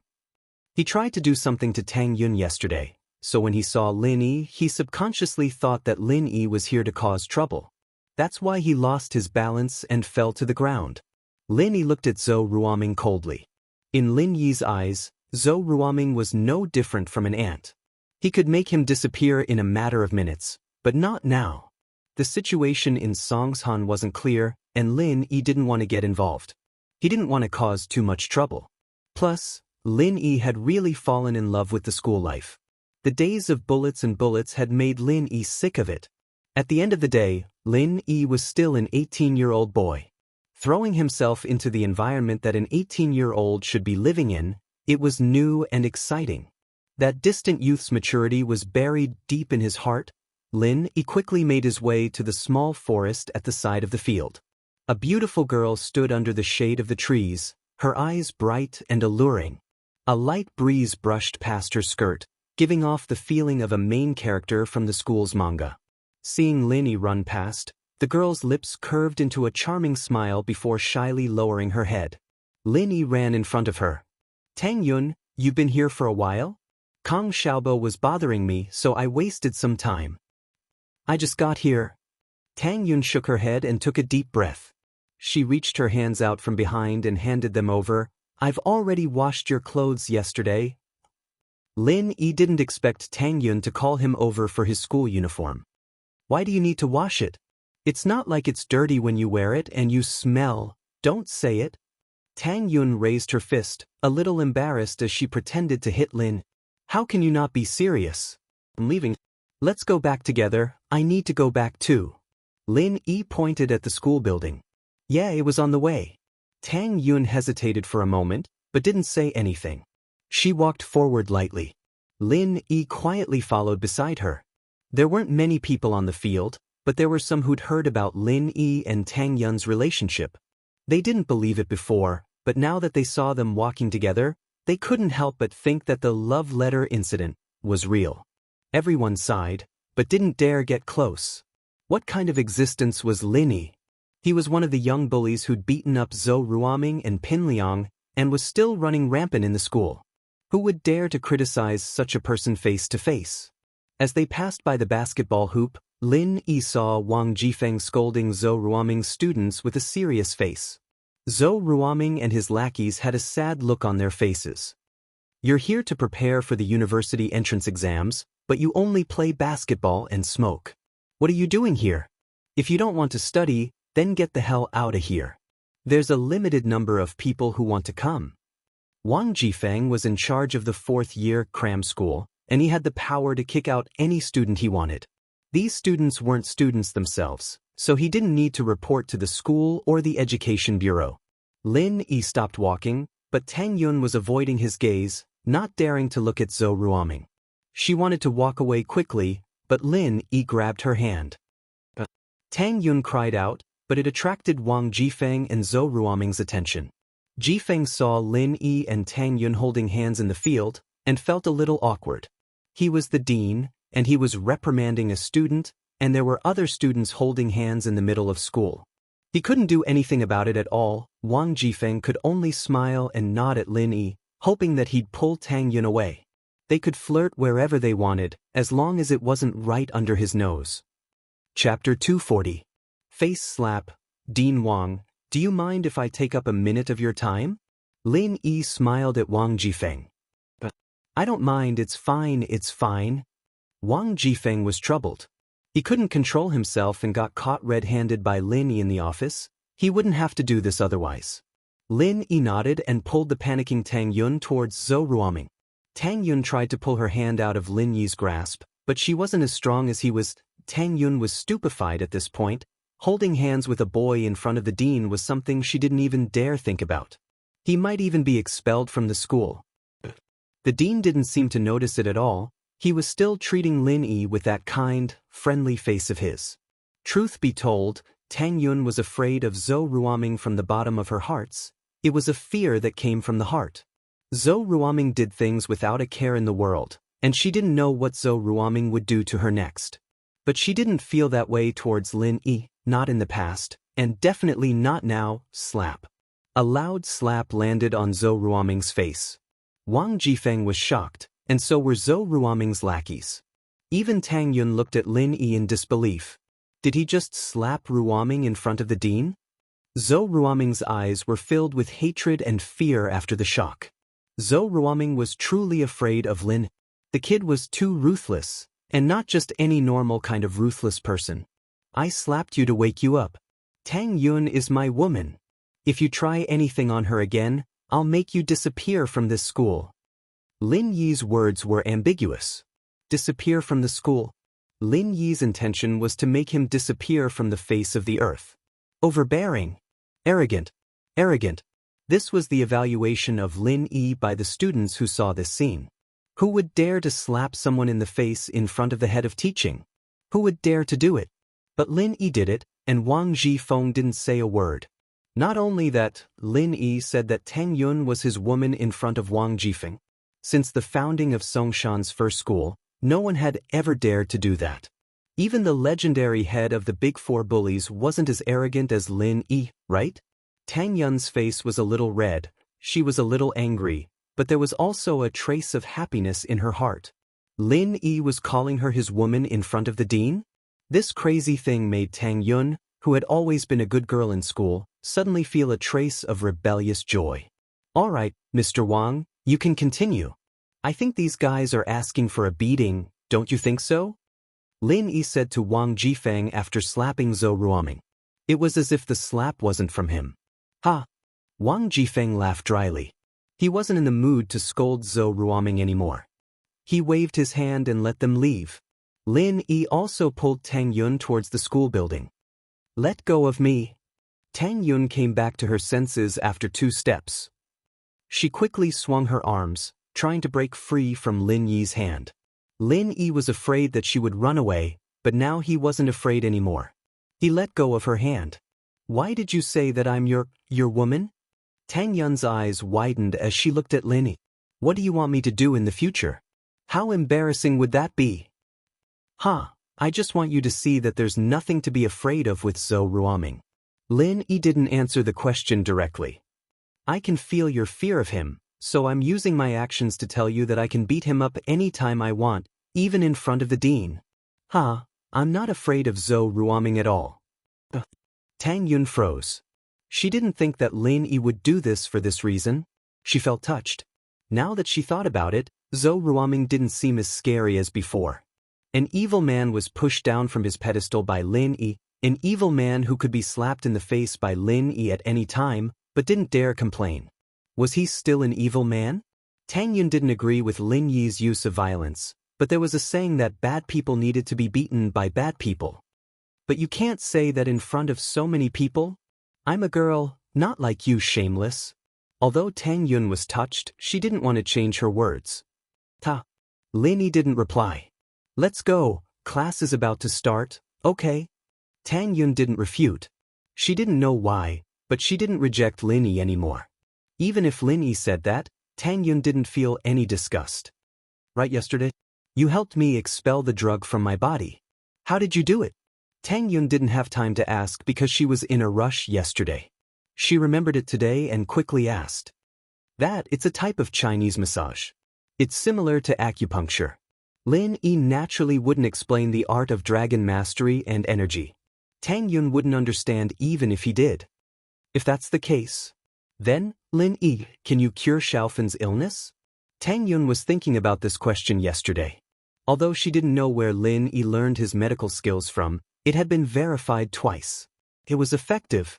The first time was when Xiaofen's illness acted up, and the second time was when he detoxified her yesterday.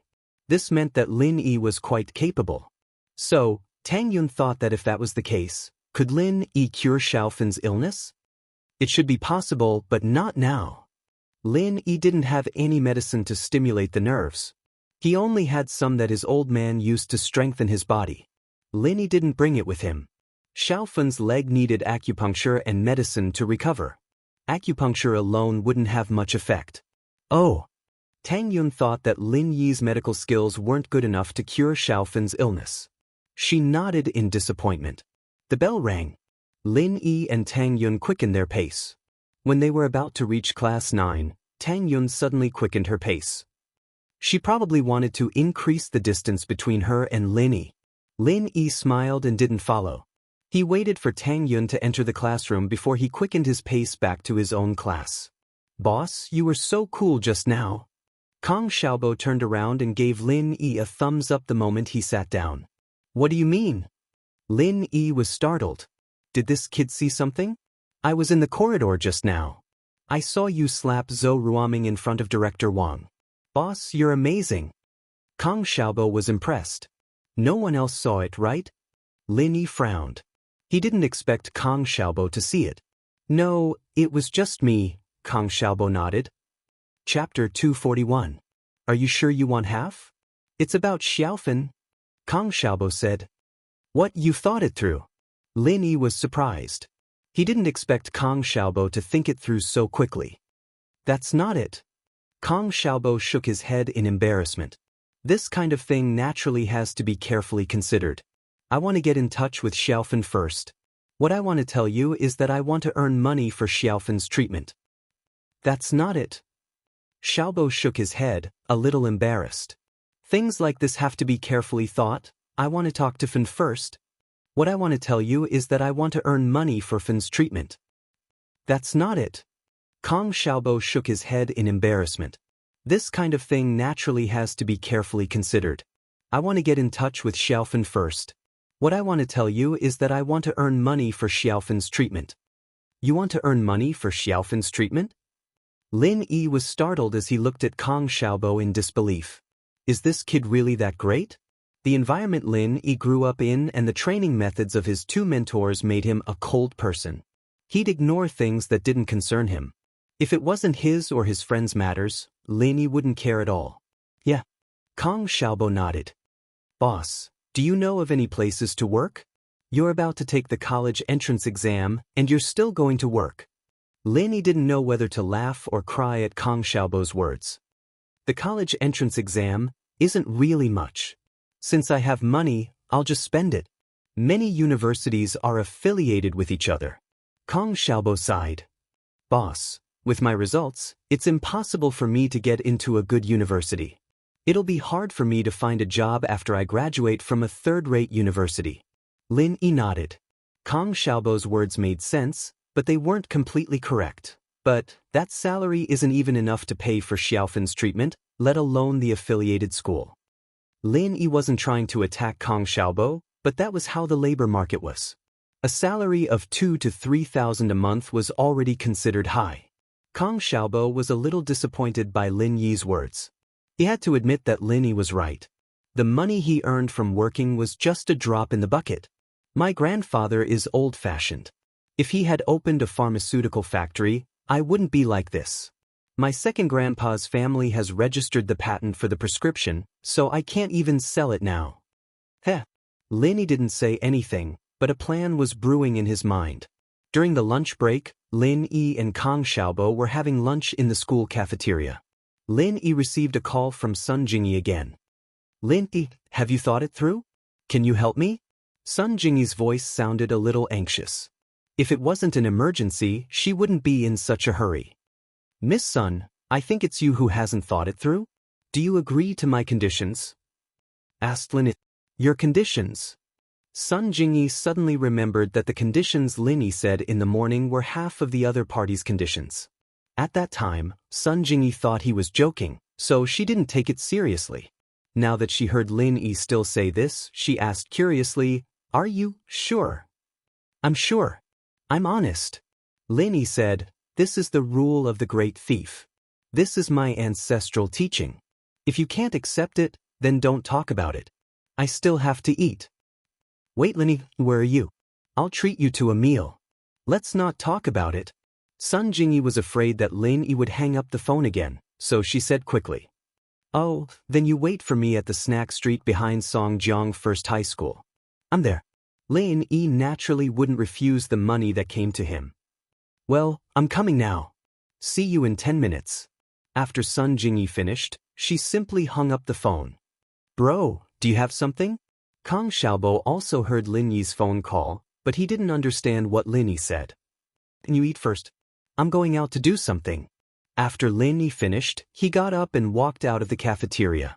10 minutes later, Lin Yi saw Sun Jingyi at the snack street. Sun Jingyi was driving a red Audi A4L. Lin Yi was slightly surprised. He didn't expect Sun Jingyi to have a car. She seemed to have taken a taxi to the bar that day. But thinking about it, who would drive to the bar? How would they drive a car when they were drunk? Lin Yi didn't wear his school uniform today. His school uniform was with Tang Yun. So, when Sun Jingyi saw him here, she only thought that Lin Yi was eating nearby. She wouldn't have thought that he was a student of Songjiang First High School. Get in the car. Sun Jingyi waved to Lin. Lin Yi opened the door of the passenger seat and sat in. Lin Yi looked at Sun Jingyi. Compared to the elegance at the bar that day, Sun Jingyi today was more capable and steady. She wore a white-collar business suit, which made her look more dignified. Where are we going to eat? Sun Jingyi also noticed Lin Yi's gaze, but she didn't care. Instead, she was a little proud. Little handsome, you like me? Why don't you help me? You're only 20 years old, Lin Yi said faintly. Do you think you can pretend to be a sister just by putting your hair up? Sun Jingyi almost exploded from Lin Yi's words. She almost got into a car accident. How did you know? You deliberately dressed up more mature for business. Lin Yi didn't answer directly. Lin Yi was proficient in traditional Chinese medicine. He could estimate a person's approximate age from details such as a person's face and neck, but he couldn't tell this to Sun Jingyi. Okay, little handsome, but you have to admit that I'm still older than you. Sun Jingyi didn't want to talk about the previous topic with Lin Yi. Talking to this man, she would always be at a disadvantage. Sun Jingyi had to adjust her mentality. 2 years older than me. It's not considered old. A woman 3 years older can carry a golden brick. You're not even 3 years older. Lin Yi shook his head. Your age is very awkward. You're neither too old nor too young. It happens to be in the range that I'm not interested in. Sun Jingyi's eyes widened. Isn't this guy's words too irritating? You're not interested if you're not 3 years older or 2 years older. Tell me, what do you want to help me? Sun Jingyi clenched her teeth. If she didn't really have something to do with Lin Yi, she would have kicked him out of the car. Help you? It's very simple. I've already said the conditions. It's up to you to agree. Lin Yi adjusted himself to a comfortable position. Sun Jingyi's car should rarely have men sitting in it. The gap in the front row was not big. Do you know what the other party's boss put forward? Sun Jingyi was a little dumbfounded. What conditions? It must be more difficult for you to accept than your so-called high price to invite me out of the mountain. I don't know his price. How do I know if what you give me is a high price? Asked Lin Yi. Then are you sure that you want to take half of the other party's conditions as a reward? Sun Jingyi suddenly thought of a brilliant plan. She blinked her sly eyes like a little fox. I'm sure. This is the rule set by my master. Lin Yi nodded and said seriously. Your master is also a great thief? Sun Jingyi was a little curious. What about your master? Chapter 242. Chapter 242. Missing something. Sun Jingyi curled her lips, not believing Lin Yi's words. Lin Yi's skills were decent, that much Sun Jingyi believed. Even the heir of the Iron Fist House of Wu had fallen at Lin Yi's hands, and that was a testament to how skilled Lin Yi was. But as skilled as he was, Sun Jingyi didn't believe that Lin Yi's uncle master was the world's best thief. If he was, then Lin Yi wouldn't have been able to survive in a small city like Songshan. Wasn't he a bit too poor for that?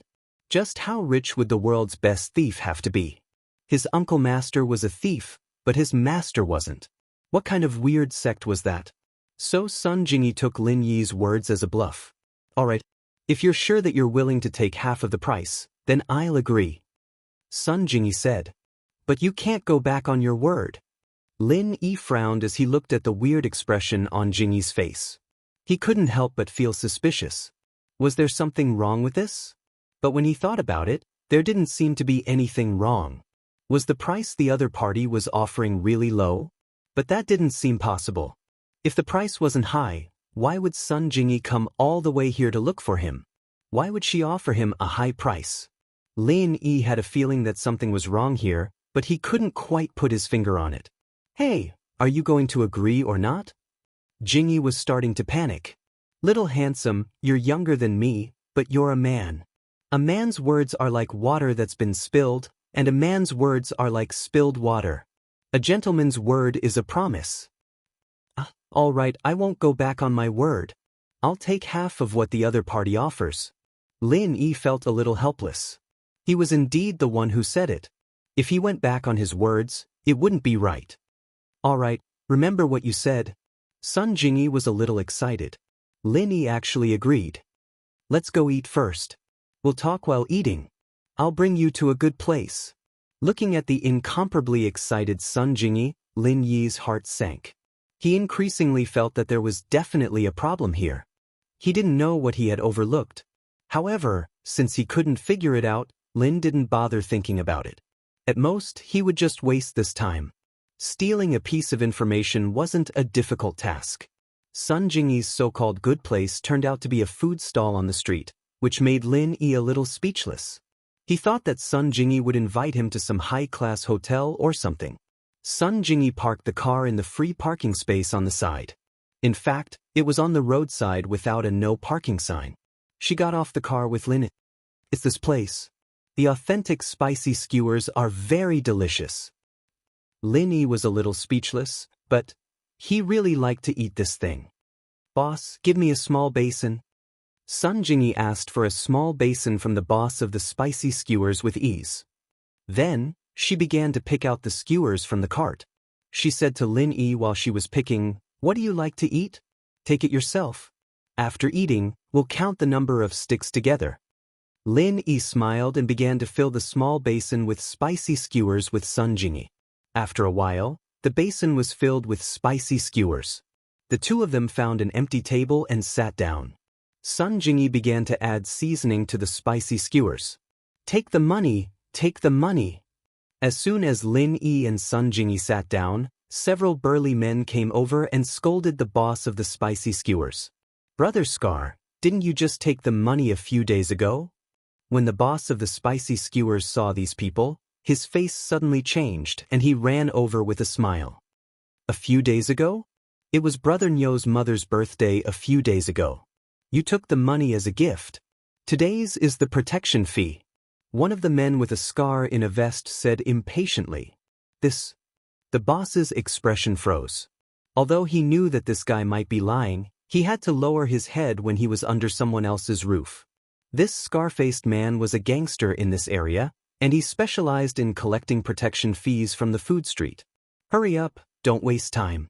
Do you want to quit? Let us brothers eat and drink here every day?" The scar-faced man threatened. As he said that, he casually picked up a spicy skewer from Lin Yi's table and put it into his mouth. Then he threw the signature on Lin Yi's table. "Hey, don't throw your food here. You'll pay for it later." Lin Yi frowned and said to the scar-faced man. The scar-faced man was stunned. He didn't expect that this customer would dare to talk to him like this. He turned his head and was about to scold him. Suddenly he saw Sun Jingyi with Lin. He suddenly widened his eyes, and a lewd smile appeared on his face. "Since that's the case, I'll treat you. Let's eat together. Brothers, bring the chairs over." After the scar-faced man finished speaking, he sat on a chair next to Lin Yi and Sun Jingyi. He looked at Sun Jingyi and said, "Sister, I'll treat you. You can eat as much as you want. Let's drink some wine?" Sun Jingyi frowned slightly. She didn't expect Lin Yi to cause so much trouble. Originally, these people came to collect protection fees. After collecting, they would leave. Even if they ate a spicy skewer, the boss would know in his heart. He definitely wouldn't count the bill.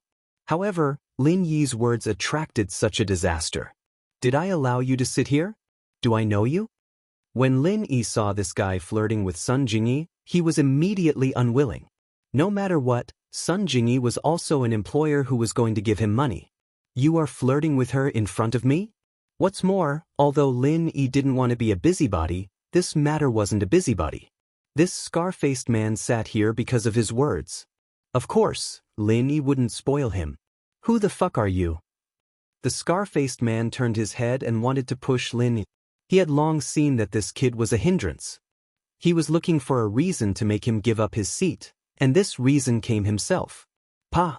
The answer to the scar-faced man was a loud slap in the face. Lin Yi just beat Zhou Ruoming in the morning. He didn't enjoy it very much. With Wang Jifeng around, he couldn't beat Zhou Ruoming too seriously in public. But now he had no scruples. So, this slap made half of the scar-faced man's face like a steamed bun, and it instantly swelled up. "I hate it when people scold my mother." Lin Yi didn't have a mother since he was a child, so it was a taboo for others to mention his mother. You dare to hit me?" The scar-faced man looked at Lin Yi in disbelief. He could be said to be the master of this food street. Don't talk about being beaten, no one would even speak loudly. So Lin Yi's slap stunned the scar-faced man. Get lost. Lin Yi looked at the scar-faced man with disdain. He looked down on people like the scar-faced man. Not only did he collect protection fees, but he also came out to flirt with women. Chapter 243. A strange condition. Bam. Sun Jingyi shrieked subconsciously. She'd brought Lin Yi here to discuss some serious business, but she hadn't expected to run into a bunch of hooligans. If Lin Yi was injured and had his head smashed open, who would help her steal the information?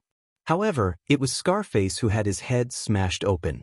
The beer bottle had landed in Lin Yi's hands, but there was only half of it left. The other half had exploded on Scarface's head. Scarface was clearly a ruthless person.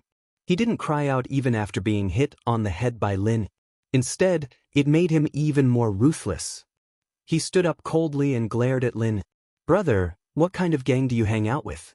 Don't you know that the North Market is under Scarface's protection? Did you come here to cause trouble?" Lin Yi said the same word, but this time he did something else. He threw the skewer that Scarface had finished eating out of the table, stabbing it into the side of his face that didn't have a scar on it. It pierced a hole through the skin of Scarface's face. Ouch! Scarface howled in pain. The nerves in his face were quite dense, and having a hole in his cheek was naturally painful. He hadn't cried out when the beer bottle hit him, but this time, he couldn't hold it in any longer. It was too painful. Scarface was a little frightened. The bamboo skewer was light, and Lin Yi had casually thrown it, and it had stabbed into his cheek. This wasn't something an ordinary person could do. Scarface was a little manly. He only cried out when the skewer stabbed into his cheek, but didn't cry out afterward. Gritting his teeth, he pulled the skewer out and looked at Lin Yi. "Brother, I admit that I'm not as skilled as you, but you have to think of a way out. Don't push people too far." "Who's your brother?" "I'm an orphan. Keep this up and I'll keep stabbing you," Lin Yi said casually, not even raising his head. He was looking down on Scarface. "It's a small world. Let's wait and see." Scarface coldly snorted and left behind some ruthless words. "If you have the guts, then wait here for me. If you want to call someone, then hurry up. I can't wait. I still have things to do after eating. If you don't come, then I'll leave." Lin Yi wasn't provoked at all. Scarface's provocation didn't work on him. Scarface's expression changed. He waved at the remaining 3 brothers and quickly left the stall. "Brother Scarface, why don't you let us brothers go up?" one of Scarface's lackeys called Purple Hair asked. "The other party is a tough opponent. He might be a martial artist. You guys will be at a disadvantage if you go up." Scarface was not stupid. Someone who can throw a bamboo skewer into my face is definitely not an ordinary person. When Scarface said this, Purple Hair and the others all nodded in agreement. "That's right, then what should we do? Should he just accept this loss like that? How are we going to survive in the food street in the future? Of course we can't just let it go like that. We'll go back and get Guang Bro to help us," Scarface said. "Yes, get Guang Bro and get Guang Bro to kill him," Purple Hair said excitedly. "We'll go get Guang Bro right now." Sun Jingyi was shocked when she heard Lin Yi call himself an orphan. She didn't think that Lin Yi was an orphan. Of course, she didn't think that Lin Yi was joking. No one would joke about their background like that. Of course, this wasn't the only thing that shocked Sun Jingyi. Lin Yi's skills just now. She knew that Lin Yi was very fast. To be able to steal Wu Chentian's wallet, he had to be fast. But Lin Yi was also this fast when it came to fighting. She didn't even see how the bottle in Scarface's hand got into Lin Yi's hand before Scarface's head exploded. And that bamboo skewer could be used as a dart? What kind of person was this? She lowered her head and was about to ask Lin Yi if he knew Kung Fu when she saw that Lin Yi had already buried his head in a bowl of spicy skewers. Sun Jingyi was speechless. He had just beaten someone up. It was so bloody, and now he was eating as if nothing had happened. "Right, let's talk about the information you asked me to steal?" Lin Yi slowed down after eating more than 20 spicy skewers and said to Sun Jingyi, "The other party is a trading company like us. We have similar projects, office supplies and computers," Sun Jingyi explained when she heard Lin Yi's question. "But one of our managers gave their supervisor a certain amount of rebates when negotiating with a big company. We don't know how this happened, but someone from the other company filmed it, and now they're using it to threaten our company." "Oh, is that so? Doesn't their company do things like this?" Lin Yi asked as he took out another 2 spicy skewers. "It's not a secret in the industry. If you want to get business, how can you not give the supervisor some benefits? They're doing it too, but we were filmed, Sun Jingyi said helplessly.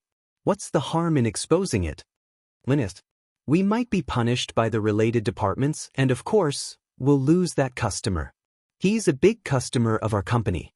Every year, he buys tens of millions of RMB worth of computers and related office equipment from us. If this is exposed, not only will he lose his position as a supervisor, he might even be held accountable by the company. Sun Jingyi said, the most important thing is, which company would dare to work with us in the future? We might be exposed for taking rebates. Who would want to work with this kind of unsafe company? I'm afraid we'll have to close down. It's that serious? Lin Yi didn't know much about business, but after listening to Sun Jingyi's explanation he understood the gist of it. Then what did the other party's company ask for? If they only wanted to attack you as a competitor, they would have released the video already. They wouldn't have waited until you asked me to steal it. That's right. Jingyi nodded. It's not good for us to announce it, but it's not good for them either. After all, it's not like we're the only two trading companies in Songshan, there's a lot of them. It's not like we're the only ones in Songshan, it's not like we'll be the ones losing our customers. Tell me their conditions. Lin Yi was interested in this. Their condition is, the boss of that company wants me to be his mistress. Sun Jingyi said. Huh. Lin Yi spat out half a mouthful of spicy skewer. Ahem, what did you say? Their condition is for you to be his mistress? Chapter 244. What was he doing out here? Half of a lover? Lin Yi was speechless. There was a half of a lover? Yeah, we'll announce to the public that we're a couple, but in reality, I won't fulfill the obligations of a couple. Sun Jingyi nodded. From now on, you'll appear in front of my friends as my boyfriend. Lin Yi finally realized where he'd fallen into the trap. This trap was as big as it could get. Not only did he have to steal information for Sun Jingyi for free, he even had to pretend to be her boyfriend for free. Wasn't this too much of a deal? But he'd set the rules and payments. Who could he blame? No wonder he'd felt that something was off. Something was definitely off. You win. Lin Yi didn't want to go back on his words. He wasn't that shameless, and he had to keep his word. But the boss did all this just to make you his lover? That's right, I don't know. You can ask him if you don't believe me. Everyone in the industry knows that he has feelings for me. Sun Jingyi said. Isn't that Wuxia and Xianxia chasing after you? Why don't you ask him for help? Linist. That Wuxia and Xianxia's nickname was Iron Fist Wu, and he was very skilled in martial arts. Stealing information shouldn't be a problem. I don't want to have too much to do with him. I don't have any feelings for him. Sun Jingyi shook her head. Are you going back on your word? Nope. Where's the information? I'll get it for you. Lin Yi saw that Sun Jingyi didn't want to talk about Wuxia and Xianxia, so he didn't ask. The information is at his lodging. We'll do it tonight. Sun Jingyi said.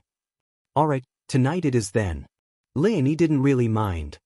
I won't take half of the lover's payment. That won't do. Sun Jingyi refused flatly, shaking her head. I've told you many times before that you're going to take half of the other party's offer. You're very sure of it, and now you're going back on your word? I can't even take it? Lin Yi smiled bitterly. Absolutely not. Sun Jingyi said, you help me, I pay you, it's only right and proper. All right. Lin Yi was a little helpless, but seeing that Sun Jingyi was so adamant, there was nothing he could do. After all, Lin Yi did agree to it. As the two of them were talking, they saw a group of gangsters running over. Scarface was among them.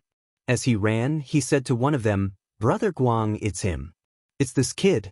He stopped me from collecting protection fees and even hit me. It had to be said that this Scarface's imagination was quite rich. He turned the ugly matter of him teasing Sun Jingyi into Lin Yi obstructing him from collecting protection fees and tricking his boss to come here to settle the matter. When the stall owner saw who it was, his face suddenly changed. He quickly reminded Lin Yi and Sun Jingyi, little brother, you should run quickly. Brother Scarface called his boss over. He must be here to teach you a lesson. Heh, I haven't finished eating yet. If they want to come, let them come. Lin Yi didn't care at all. He was still eating the spicy skewers slowly. The owner of the spicy skewers sighed. Anyway, he had done his best. Since this person didn't listen, there was nothing he could do. He hoped that when Brother Guang came, he wouldn't implicate him. Hey, they have a lot of people. Do you have the confidence to settle it? Although Sun Jingyi felt that Lin Yi's skills were very good, after all, two fists couldn't fight four hands. With so many people coming to find trouble, could Lin Yi solve it? Are there a lot of people? Lin Yi put down the bamboo skewer in his hand. When he looked up, he was delighted. It was actually an acquaintance. And this acquaintance was clamoring at the moment. Who dares to cause trouble in the North District? Do you have no respect for my brother Guang's reputation? Scarface's boss walked over arrogantly and shouted into the spicy skewer stall. Hey, we meet again? Lin Yi smiled faintly and looked at Brother Guang. People say that it takes 100 days to recover from a serious injury. Instead of lying down at home, you ran out here to become a cripple? When Brother Guang saw Lin Yi, his face suddenly changed. This Brother Guang was naturally the head of the North District's gangsters, Zhou Ruguang. He never thought that he would meet the person he met in the hospital a few days ago here again. In the hospital, Lin Yi's ruthlessness was still fresh in Zhou Ruoguang's memory. This kid was simply a violent maniac. When he abused people, he didn't even blink. He treated his wrist as a toy, pulling and pulling it several times. At that moment, Zhou Ruoguang's face was very ugly.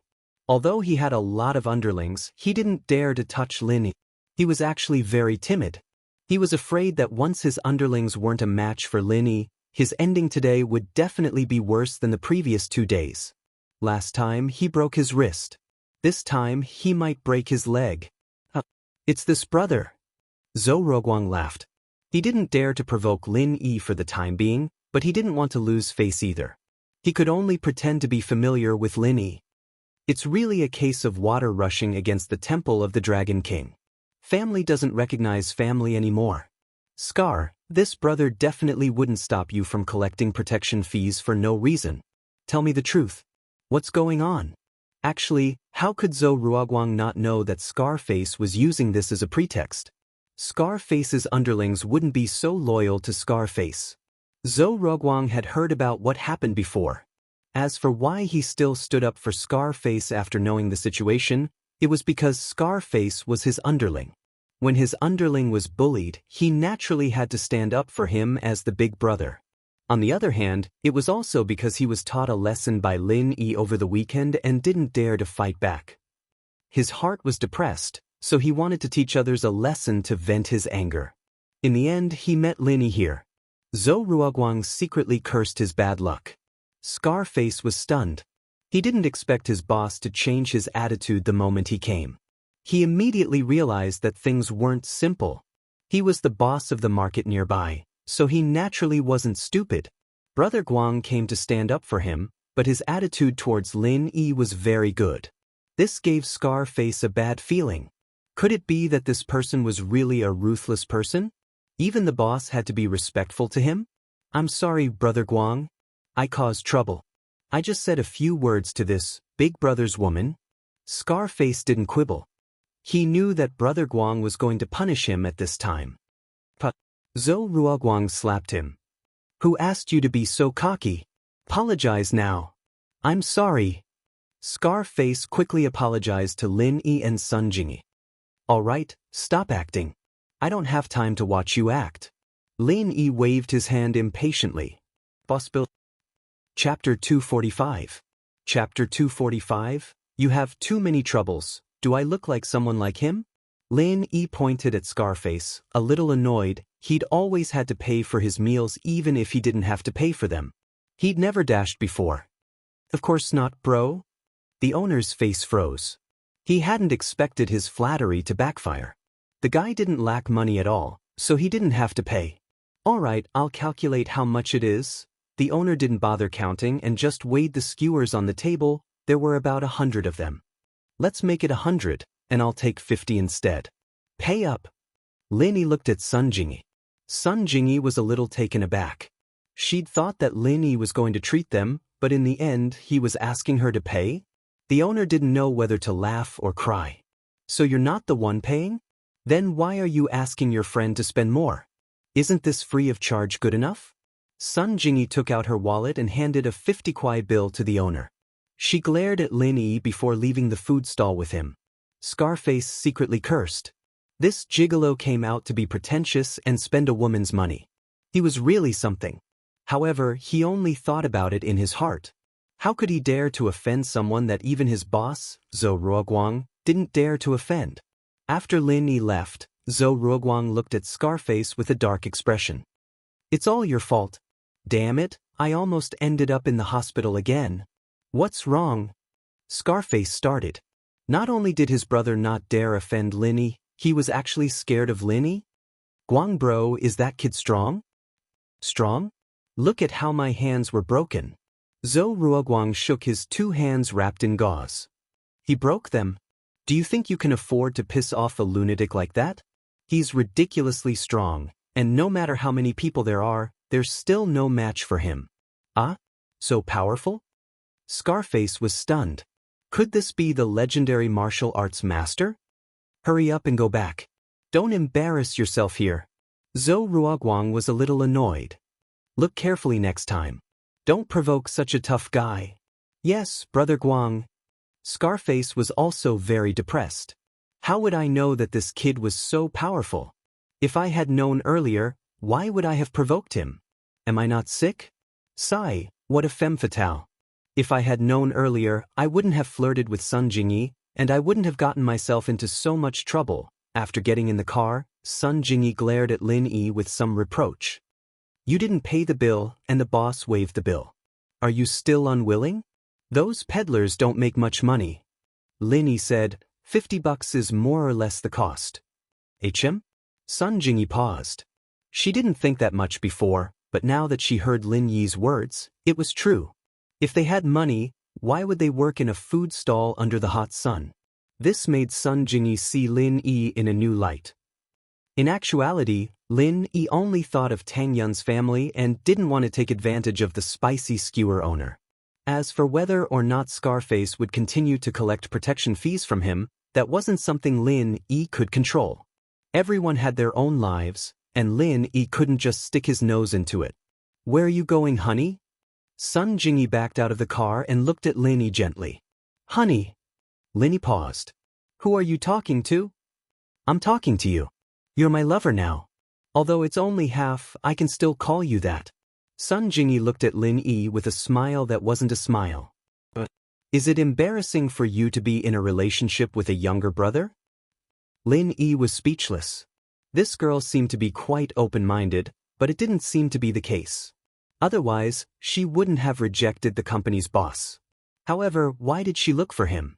Did she think that he was easy to bully? Or did she think that he wouldn't do anything to her? Let me tell you, you are playing with fire here. What if one day I become real? Lin Yi warned Sun Jingyi. Okay, sister also wants to see if we can develop feelings after a long time. Sun Jingyi looked at Lin Yi with a smile. It seemed that she didn't take Lin Yi's words seriously at all. Send me to the previous place. Lin Yi rolled his eyes and ignored her. Songshan First High School? Sun Jingyi was a bit strange.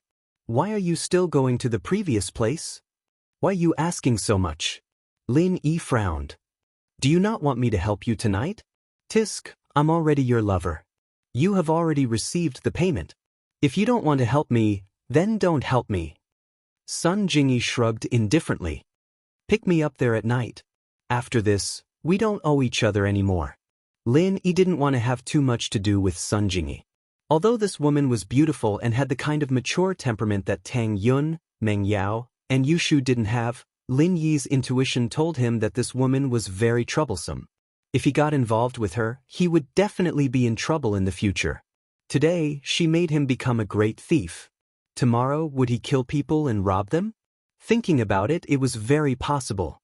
From that Wu Chintian, he could infer that Sun Jingyi's family was definitely not simple. Otherwise, she wouldn't be friends with the Iron Fist Wu family.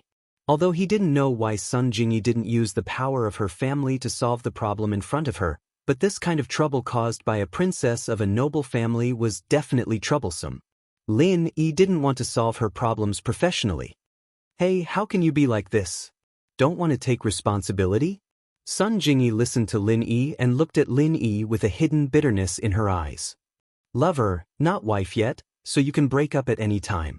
Lin Yi said faintly, I'm telling you now, you are dumped by me. In the future, you won't be. Sun Jingyi looked at Lin Yi in disbelief. She was a great beauty. She was in front of him and he wasn't moved? At least there was a line of people chasing after her. Even if she didn't really become his lover, a fake lover could satisfy his vanity. With a beauty by his side, he would always be envied by others. Are you really not interested in my sister?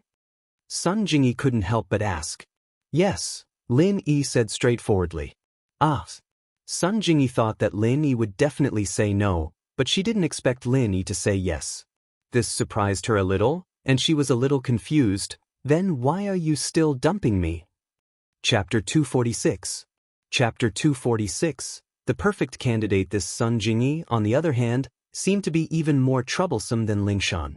At the very least, Lingshan was more straightforward, while Sun Jingyi was too much of a liar. Sun Jingyi exploded at Lin Yi's words. There were so many people lining up to help her out, like Wu Chentian, who she'd ignored before coming to Lin Yi, and now he was calling her troublesome? Fine, I don't care. I'll come to you if I need anything in the future.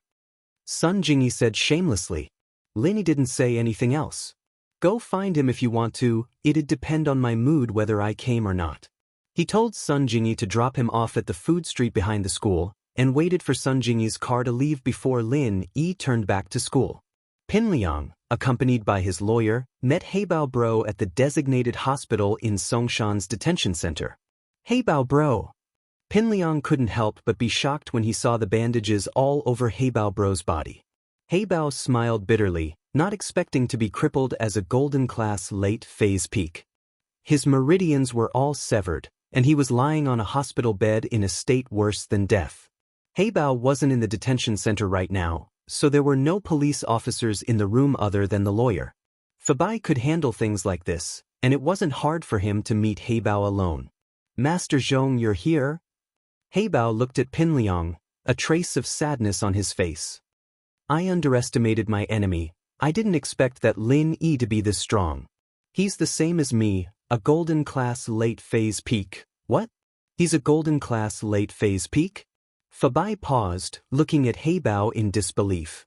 Heibao, are you telling the truth? Boss, why would I lie to you about something like this? Heibao smiled bitterly. So, boss, young Master Zhong, I advise you not to touch Lin Yi before you have absolute certainty. You are not his match. Although Heibao's words weren't very pleasant, they were still harsh to the ear. Fabai and Pinliang understood this principle. They were no match for Lin. On the other hand, Fabai didn't care much. Lin Yi didn't have much of a relationship with him, so he didn't care if he attacked Lin Yi or not. Pinliang's expression, however, changed drastically. He saw Lin Yi as an opponent that he had to eliminate in this life. Although Zhou Ruoming was the one who had humiliated him that night, it was Lin Yi who had caused it. Pinliang clenched his fists at the memory. Heibao bro, you have no idea how much humiliation I went through that day. It wasn't any worse than yours. Master Zhong, do you really want to get rid of Lin Yi? Heibao bro smiled suddenly, looking at Pinliang strangely. Of course I do. Heibao bro, do you have any good ideas? Pinliang knew that Heibao bro had a plan when he saw his smile. Yes, but... Heibao bro looked at the people in the room, hesitating. You can leave first. Zhong Fabai waved his hand at the lawyer. The lawyer was the only outsider here. Although he had always been working for Zhong Fabai, what Heibao wanted to say must be extremely secretive, so the fewer people who knew, the better. Yes, boss. The lawyer, naturally, didn't say much. He worked for Fabai, and he knew very well that he didn't listen to things he shouldn't hear, and he didn't ask about things he shouldn't know. After the lawyer left the room, Heibao's face turned serious. Master Zhong, the only way to get revenge on Lin Yi is to increase your strength. Increase your strength beyond the peak of the late phase of the golden class. That's the only way to kill him. Otherwise, golden class late phase peak isn't something that can be taken down by a group of people. If a group of normal gangsters were to gang up on him, they would just be asking for death. Increase my strength? Pin Liang blinked. Hey Bao bro, you're saying that I can increase my strength to the peak late phase golden class? Or even higher? That's right. Hey Bao nodded. But if you gain something, you have to lose something. Once you practice our sex arts, you can't touch women anymore, or you'll lose your life. Ah?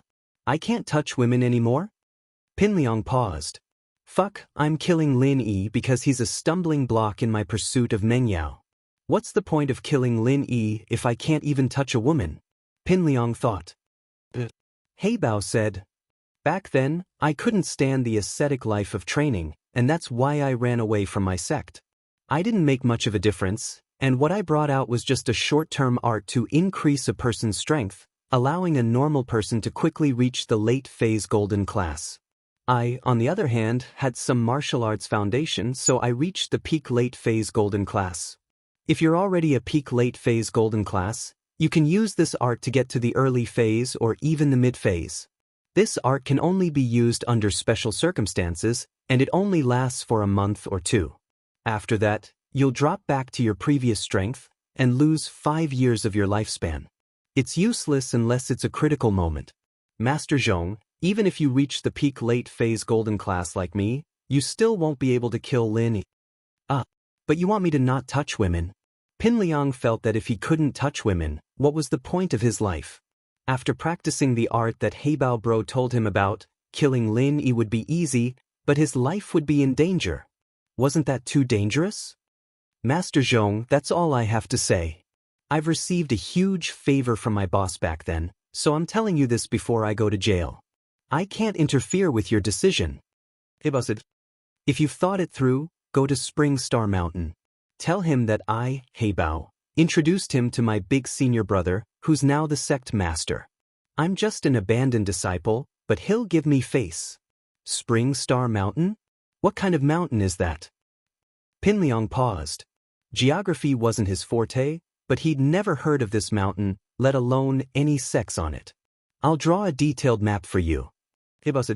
Of course, if you have someone you can trust, you can ask him to go in your place.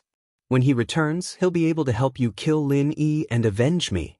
I'm only saying this because I hope that you can avenge me, Master Zhong. Someone I can trust? Pin Liang frowned as he thought of someone. That's right, he could ask him to go. Pin Liang suddenly thought of Zhang Naipeo.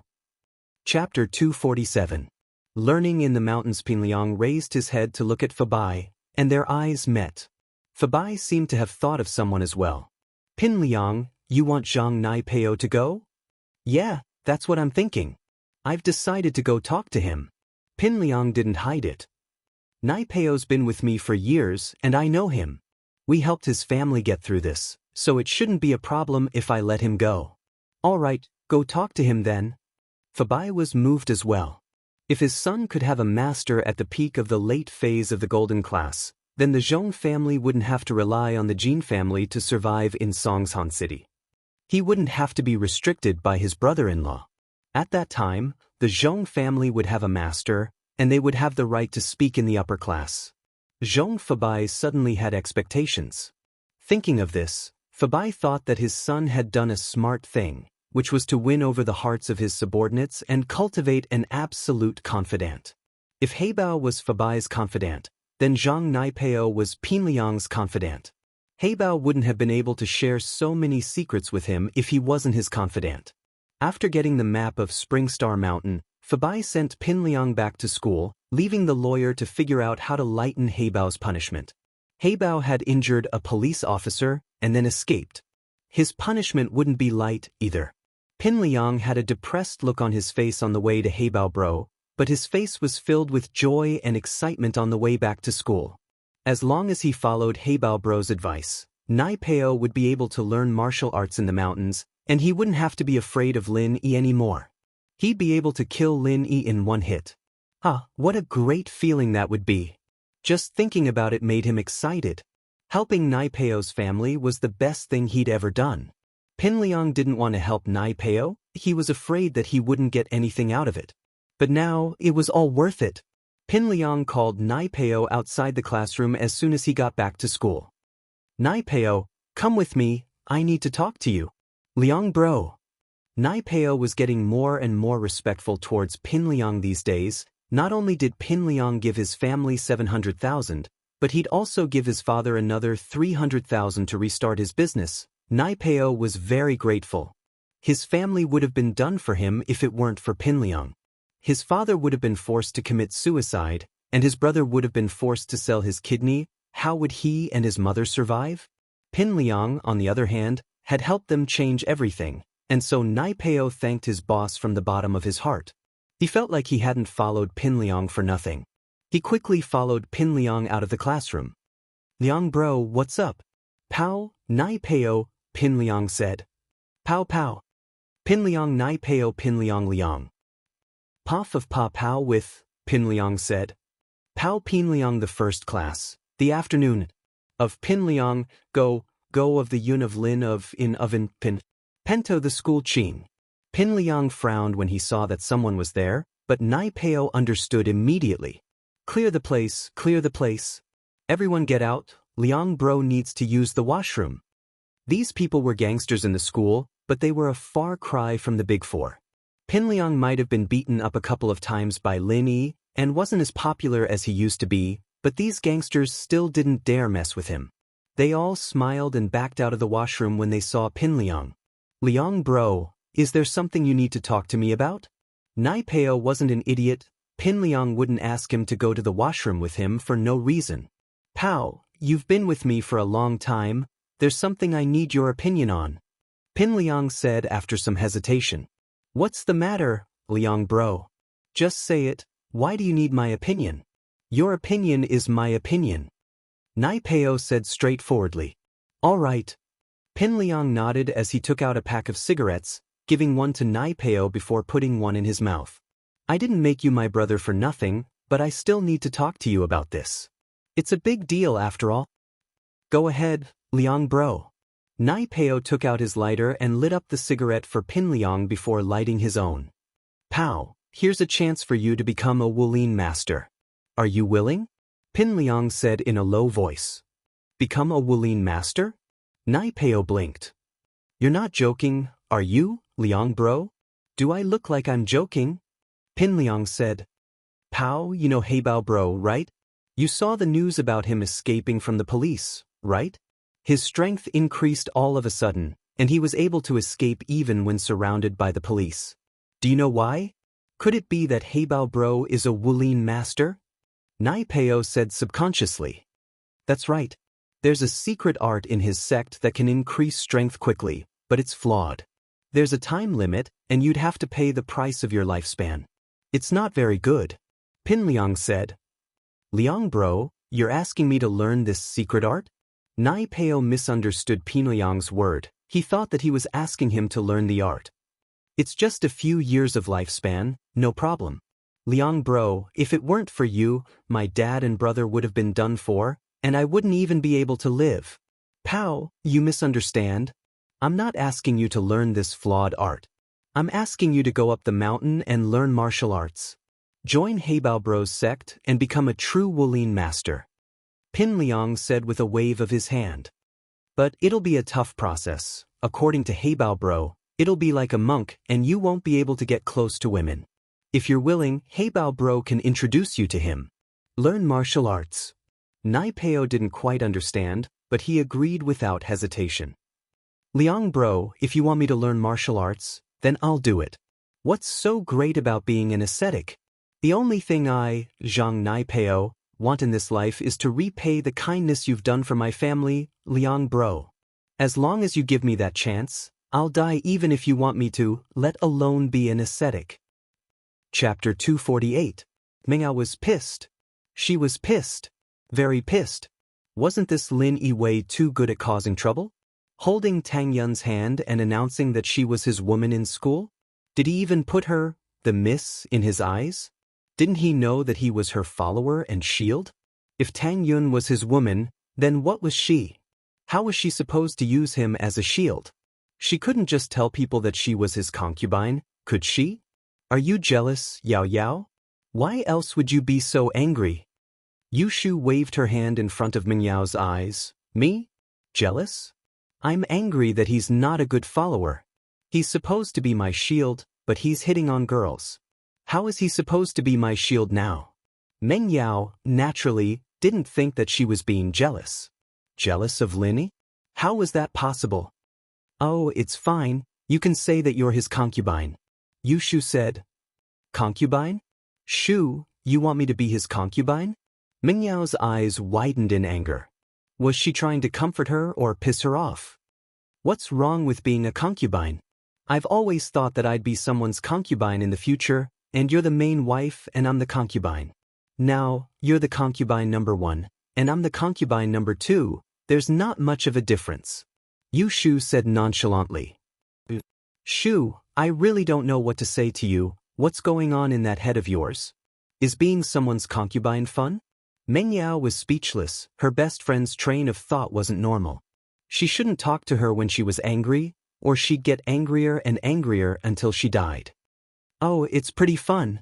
Yushu flipped through the English book in front of her, bored. Yao Yao, there's a test in the afternoon, I'm going to study first. Mengyao only remembered that there was an English test after Yushu's reminder. She had no choice but to take out her book, but she'd made up her mind to talk to Lin.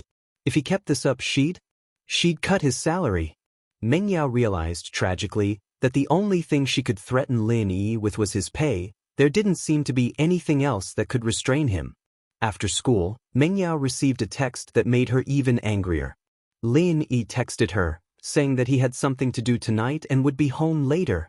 This pissed Mengyao off. Shu, look at this Lin Yi guy, he's coming back a little late at night? Do you think he went on a date with Tang Yun? It should be. Yao Yao sis. Yushu wanted to see the world in chaos. Mengyao gritted her teeth as she replied to Lin Yi. If you dare come back late, I'll deduct a month's salary from you. Lin Yi looked at the message in his hand and felt a headache coming on. A month's salary would be deducted for one night out? Isn't this a little too ridiculous? Lin Yi smiled bitterly as he dialed Mengyao's number. What's up? Mengyao coldly picked up the phone. Miss, I really have something to do tonight. Lin Yi didn't know what was going on with Mengyao. What is it? A date with Tang Yun? Mengyao retorted. Lin Yi, can you mind your image? You're my shield. Even if you want to chase girls, can't you do it in private? You've caused a storm in the city, everyone knows about you and Tang Yun. How can I use you as a shield? Lin Yi froze for a moment before he realized that the miss was angry because of this. No wonder she was so angry. Yao Yao, I'm not going on a date tonight. I'm going to help a friend. Lin Yi explained. What friend? What kind of help? Mengyao. It's that Sun Jingyi that I met at the bar the other day. She asked me to do something for her. She wants to pay me. Lin Yi purposely added the word, pay, to prevent Mengyao from thinking that he was flirting with other girls. I don't care if you pay me or not. As long as they don't come looking for you. Mengyao didn't want Lin Yi to go looking for Sun Jingyi, but she couldn't find a reason to stop him. She didn't know why she was angry. Maybe it was because she was afraid that those girls would come looking for her and affect her plan? And that must be it. As long as he didn't bring those girls to school, he could do whatever he wanted. Mengyao hung up the phone after she finished talking. Lin Yi shook his head. Did she let him go or not? Was his salary still going to be deducted? Lin Yi went to the food street behind the school and bumped into Tang Yun. Tang Yun was helping her mother after school. There was Kong Xiaobo and Lu Xinwen at the hospital. Tang Yun didn't need her help. Tang Yun jumped when she saw Lin Yi following her. She was embarrassed and didn't know what to do. However, there was a hint of joy in her heart. What happened today had spread throughout the school. But for some reason, Tang Yun wasn't as angry as she was when the love letter incident happened. Last time was a rumor, but this time it was a fact. Tang Yun thought that it was probably like that. But was it really like that? Tang Yun shook her head. In her heart, she didn't reject Lin Yi anymore. On the contrary, when she was with him, she felt an inexplicable excitement and throbbing. Was she really in love at such a young age? What are you doing here? Tang Yun lowered her head. She didn't dare to look at Lin Yi. I'm waiting for a friend. She needs my help, Linny paused. So I came to see you on the way. Tang Yun was a bit disappointed when she heard the first half of Lin Yi's sentence. So he didn't come to see her. But when she heard the second half, it was as if she had eaten honey. It was a sweet feeling. Tang Yun blushed. She felt complicated. Did she fall for him just like that? Don't. Your family's business is pretty busy. If you can't do it, you should hire a helper, Linny said as he looked at Mrs. Tang's barbecue stand. It was already surrounded by students. Yeah. Mom said that if we keep this busy, we'll hire someone, Tang Yun said. Tang Yun was grateful to Lin. If it wasn't for him, her family's business wouldn't be this popular. But thinking about their relationship, was this a way to repay him? Tang Yun didn't dare think about it anymore. Her heart was getting more and more confused. I'll go help my mom first. With that, Tang Yun turned around and left, ignoring Lin. Looking at Tang Yun's back, Lin Yi fell into a daze for a moment. This kind of life was great. But as soon as he closed his eyes, that pair of resentful eyes pierced into Lin Yi's heart again. Chapter 249. Is there something wrong with your brain? Lin Yi had been waiting for 10 minutes when Sun Jingyi arrived. I thought you weren't coming, so I was getting ready to go home. Lin Yi lazily opened the car door and got in. There was a traffic jam on the way, and it's rush hour. Sun Jingyi said apologetically. Little hubby, let's go get something to eat first? Who's your hubby? Lin Yi frowned. Is there something wrong with your brain? Don't call me that, did I agree to it? Why was this girl so clingy? It was fine if Meng Yao heard it, she'd just throw a tantrum, but if Tang Yun heard it, she'd think that something was wrong with him. The worst part was that he could do something with Sun Jingyi, since Lin Yi wasn't someone who was afraid of trouble. The problem was that there was nothing going on between him and Sun Jingyi. Wouldn't it be unfair if he were to carry the title of Sun Jingyi's hubby? He'd have to help her solve the problem for free. I'm your lover now, why aren't you going to admit it? Sun Jingyi giggled. You said it yourself. A gentleman keeps his word. Lin Yi shut his mouth, he was the one who'd said it, and so he'd kept his promise to help Jingyi deal with the problem. Although, keeping his promise was one thing, it was normal for him to grumble a little. I'll admit it, but don't call me hubby from now on, it makes me nervous. Nothing good will come out of it. Lin Yi shrugged. Sure, I'll call you that when something good happens. Sun Jingyi said, taking advantage of the situation. Whatever. Lin Yi didn't want to say anything. To be honest, Sun Jingyi was really pretty. If it weren't so troublesome, Lin Yi would have been willing to flirt with her, but she was a pain in the ass. Let's skip the meal. Where are we going to steal the information? Let's get this over with. Going now might be a little troublesome. Jingyi looked at the time on the dashboard. According to the people I sent to keep an eye on them, Tong Tian from the Tong Tian Trading Company brought his mistress back to his place. They're probably in the middle of it right now, so it's not a good idea for you to make a move. I'd like to wait until they're asleep before you make your move. It's nothing. Lin Yi said indifferently, I'm stealing, not you. Hurry up, I have something to do tonight. All right. Since Lin Yi had said so, Sun Jingyi didn't say anything else. She drove to Zhang Tongtian's residence. It had to be said that the name Zhang Tongtian was very impressive. It was as if his hands and eyes were everywhere. Zhang Tongtian lived in a high-end villa district. Every house had its own independent villa. It could be seen that Zhang Tongtian's company was indeed very profitable. People who did business usually had some connections. If they didn't, they wouldn't be able to do it. When Sun Jingyi drove into the community, the security guard let her go without much questioning. She was driving a red Audi A4L. Although it wasn't a particularly luxurious car, it was a favorite of many girls, and there were many of them in the community. She stopped near a 3-story villa. Sun Jingyi pointed to the villa and said, It's there. The video is saved in a silver DV. Look for it. It should be in his handbag. He is also very careful about this kind of thing. He won't let others keep it. Lin Yi nodded and got out of the car. Wait for me here. How do you get in? Sun Jingyi was about to ask Lin Yi how to get inside the wall of the villa, but she saw that Lin Yi had already climbed over the wall and entered the villa. Could it be that he was really a great thief? Sun Jingyi blinked. This man surprised her more and more. Not only was he good at martial arts, but he was also very agile. Why would such a person come to Songsan? Sun Jingyi was guessing how Lin Yi would enter the villa. She saw that Lin Yi had already climbed the wall of the villa like a spider and entered the villa from an open window on the second floor. Sun Jingyi couldn't believe it. He climbed in just like that? In fact, this was a piece of cake for Lin. Heibao could jump directly to the second floor, so could Lin Yi. However, Lin Yi didn't want to expose too much of his strength in front of Sun Jingyi. So he chose to climb up. This way, people who were good at martial arts could do it. This was the living room on the second floor. The lights were on in the living room, but there was no one there. Not far from the left, there was a bedroom with a half-open door. There were sounds of a man and a woman having sex. Lin Yi didn't pay attention to them for now. He began to look for the DV camera that Sun Jingyi mentioned. However, Lin didn't casually look through it. Instead, he looked around the living room. Maybe it was because Zhang Tongtian was in a hurry to hug his mistress after returning home. His clothes and handbag were all thrown on the sofa in the corner of the living room. Or maybe he didn't even think that someone would climb into the living room at this time. It was only 7 o'clock at night.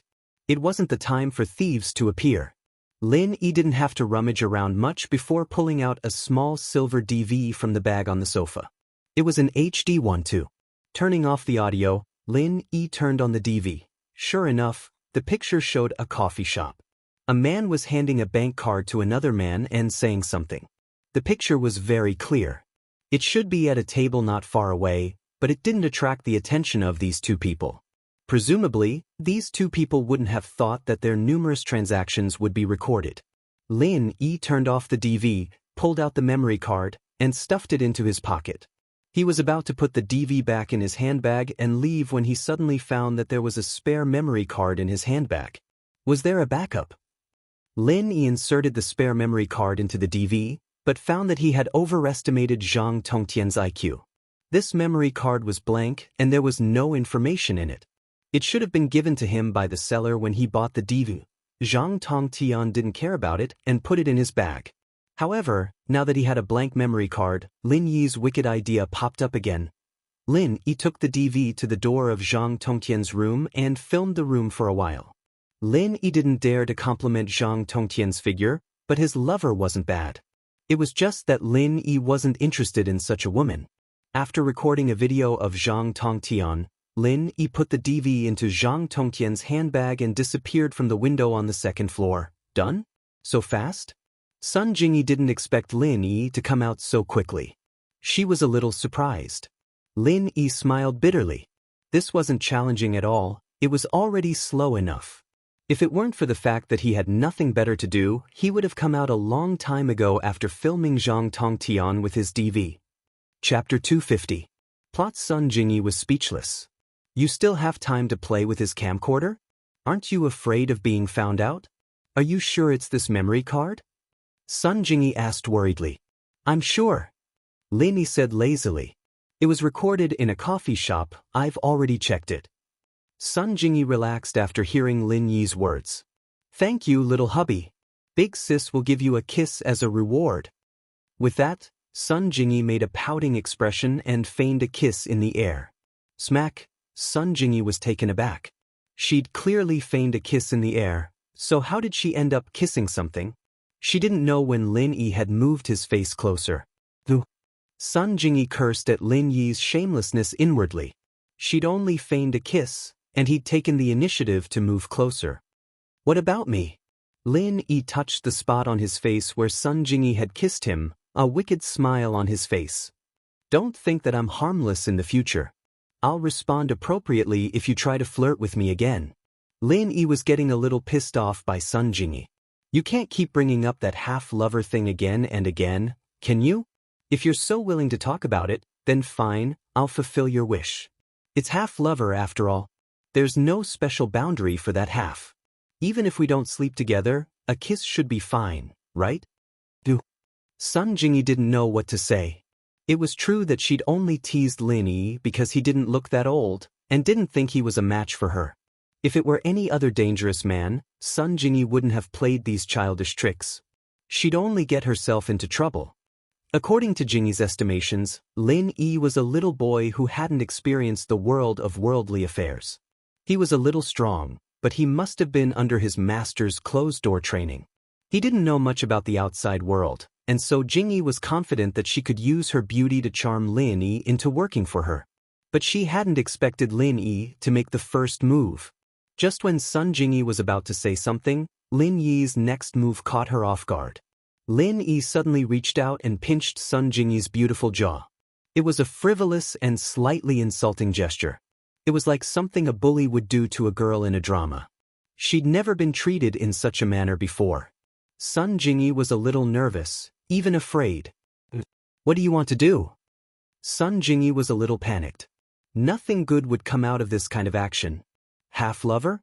I'll come and collect this revenge anytime." Lin Yi let go of his hand at this moment. "Think carefully before you ask me to do something next time. I'll continue to collect payment. At that time, half-lover will become the whole lover." If Lin Yi didn't teach her a lesson, this girl would open a dye shop.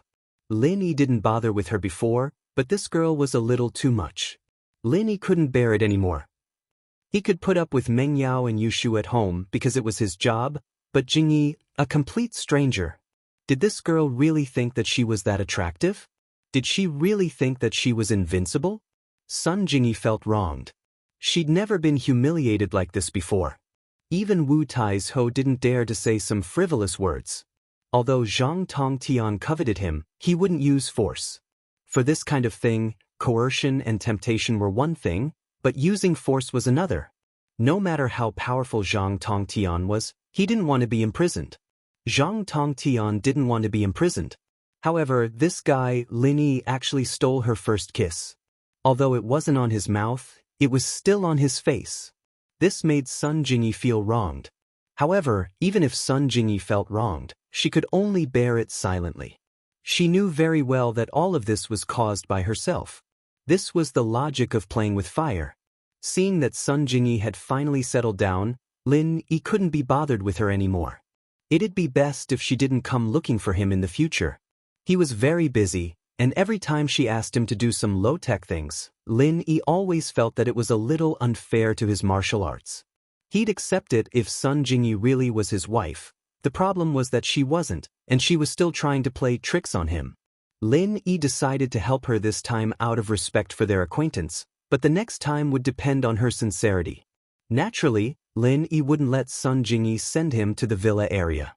Instead, he sent him to a bus stop near the villa area. Sun Jingyi gritted her teeth, looked at Lin Yi angrily, and drove away. "Dad, Peng Zhan's been retracting his power these days. This isn't good for us." A young man with glasses said carefully in front of a middle-aged man. The middle-aged man was Jin Gubang, Fabai's brother-in-law. He was the biggest shareholder of Peng Zhan Industries after Peng Zhan. This young man was his son and secretary, Jin Maoxing. "I know, Zhang Yuchu got me a bunch of trash. Otherwise, the company would have lost at least 200 million. Peng Zhan was the one who signed the contract, and no matter what, his reputation in the board of directors is at rock bottom." Jin Gubang said, a little hatefully. "They don't even know how to kidnap a girl. I don't know if these people eat shit or not. They can't even handle a small bodyguard." "Yeah, but that Lin Yi bastard's really despicable too. I'd bribed the electrician from the company to create an accident for Peng Zhan in the parking lot so he'd end up in the hospital for a while, but that Lin Yi ruined it all." Mao Xing said hatefully. "You're still talking about it? Who told you to act so recklessly? If something happens to Peng Zhan in the company, the police's first suspect would be an insider." Gubang glared at his son. "Do you have a brain? How could you do something so reckless?" "Dad, that electrician's gone forever," Mao Xing explained carefully. I'm not saying you're wrong, but don't do it in the company next time." Gubang humphed coldly. "By the way, did that cousin of yours get Meng Yao or not?" "I don't think so," Mao Xing said. "Dad, I don't think Uncle has any good intentions. If Pin Liang really is with Meng Yao, we'll be able to control Peng Zhan Industries in a roundabout way, but wouldn't Uncle's family be taking advantage of that too? He's an outsider, after all. There's no guarantee he won't betray us in the future." Chapter 251. Something happens to her, looks like we need to hurry up. Give Zhang Yuzhou a call and tell him to do whatever it takes to cause some trouble. It'd be best if something happens to that Meng Yao girl, so that Peng Zhan won't be able to focus on the company. Give me some time, and I'm confident that I'll be able to take control of the company and get the other shareholders to support me. Gubang said after some thought. He'd made up his mind this time. Peng Zhan was starting to get suspicious, and was starting to put his guard up against him. The company's power was shrinking as well, and it wouldn't be good for Gubang if this continued. Alright, Dad. I'll contact Zhang Yuzhou right away and have him do something. Mao Xing nodded. Be careful of that, Linny. That kid's ruined our plans twice already. Gubang reminded. We need to think of a way to get the best of both worlds this time. Mao Xing was thinking of a way to make Meng Yao get into an accident. He was even more vicious than his father, and he liked using accidents to solve problems. Just like that time when the chandelier fell from the parking lot of Peng Zhan Industries, he'd wanted to use accidents to get rid of Peng Zhan. The electrician who'd done the job had been electrocuted after that. Mao Xing was a ruthless man, and as for kidnapping Meng Yao, he hadn't approved of it in the first place. As far as he was concerned, killing Meng Yao would throw Peng Zhan into chaos, and he wouldn't be able to focus on managing the company at all. House Jean would be able to take over the chairman's position in one fell swoop. He walked out of his father's room and called Zhang Yuzhou's number. This Zhang Yuzhou was Zihua's underling, and Mao Xing wanted to talk to Zihua directly, but he knew that he didn't have the right to do so. House Jean wasn't enough to enter the eyes of the person behind Zihua. Everything he was doing now was just to pave the way for Master Bing's company to expand in Songshan after House Jean took control of Peng Zhan Industries. Otherwise, that person wouldn't even care about their own power struggles. The price House Jean had to pay for taking control of the company was to give their real estate business to Master Bing, the bastard son of that person. Peng Zhan Industries was involved in trade, real estate, department stores, hotels, entertainment, and clothing manufacturing. Although it would be a loss to cede the real estate business, it was nothing compared to becoming the real boss of Peng Zhan Industries. He was the son of a shareholder of Peng Zhan Industries, and yet he was nothing in that person's eyes. Mao Xing felt a wave of sadness wash over him. Was that house really that strong? Young Master Jean, what's the matter? Yuchu was quite pissed at the Jean father-son duo. Their last mission had failed entirely because Gubang hadn't investigated the people around Meng Yao, resulting in such a huge loss. And now they were saying that their men weren't good enough. This pissed Yuchu off. He was Zihua Bro's man, after all, and he wasn't someone Gubang could scold as he pleased. Mao Xing was getting a little pissed off at Yuchu's voice. It wasn't like they weren't paying a price for it. They'd even given away the company's real estate business. That was a branch company worth 300 to 400 million. If he wanted to set up a new branch company, the price he had to pay was not small. How could the price of transferring the entire branch company be small? Mr. Zhang, I hope that you can understand that we are in a cooperative relationship, not a subordinate relationship. If this is done well, Master Bing will get what he wants, and so will I. Mao Xing wasn't a pushover, after all. He was a lot tougher than his father, and he'd been the one who'd instigated this whole usurpation. But if it fails, I won't lose anything but will keep it the way it is now. House Jean is still a shareholder of Peng Zhan Industries, but will Master Bing let you go? But Yuchu's heart skipped a beat. Why hadn't he thought of this before? He'd been a little annoyed at House Jean for blaming him for everything, but now that he thought about it, he was doing something for Master Bing. Would Master Bing mistreat him if he did well? But on the other hand, would Master Bing let him go if he didn't? Yuchu broke out in a cold sweat at the thought. Jean bro, look at what you're saying. We're brothers. We're doing this for the common good. Don't worry, I'll do my best. Mao Xing smiled coldly inwardly. You're just dragging this out if I don't scare you. You're not even doing your best. He said with a smile. Yuchu bro, what are you talking about? That old fox Peng Zhan's starting to get suspicious after what happened last time, and he's been shrinking the company's power. My father's in a very passive position. Then, what should we do now? Yuchu thought. I can't interfere with your company's business, so why are you telling me this? If something happens to Peng Zhan's daughter, He probably won't be in the mood to manage the company anymore, will he? Mao Xing said faintly. Man, the sky's the limit. Isn't that right, Yuchu bro? Yuchu paused, knowing that Mao Xing was going to play hard. He was a desperado, after all. How many of Tsihua bro's underlings weren't? Don't worry, Jean bro.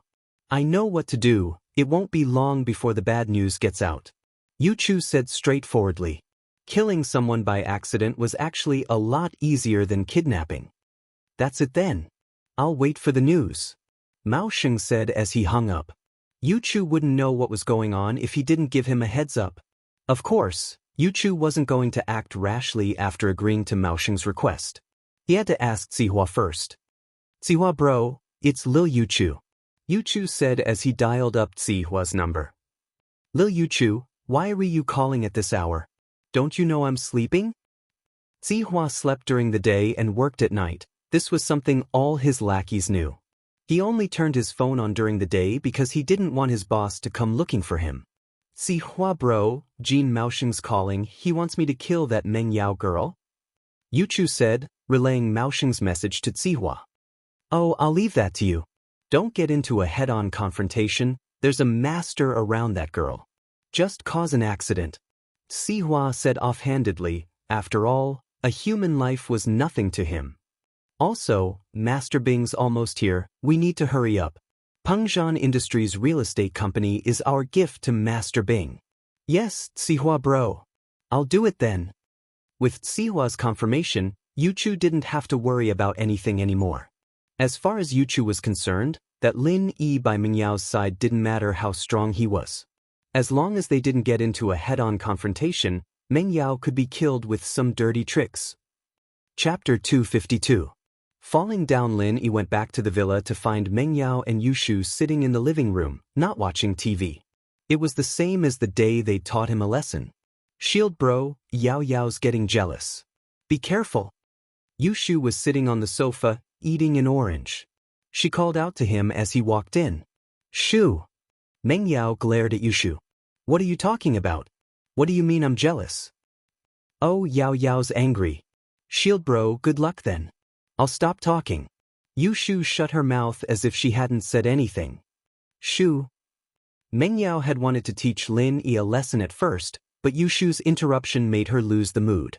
She glared at Yushu. Shu, did you fall in love with Lin Yi after confessing your feelings to him? Why else would you cover for him?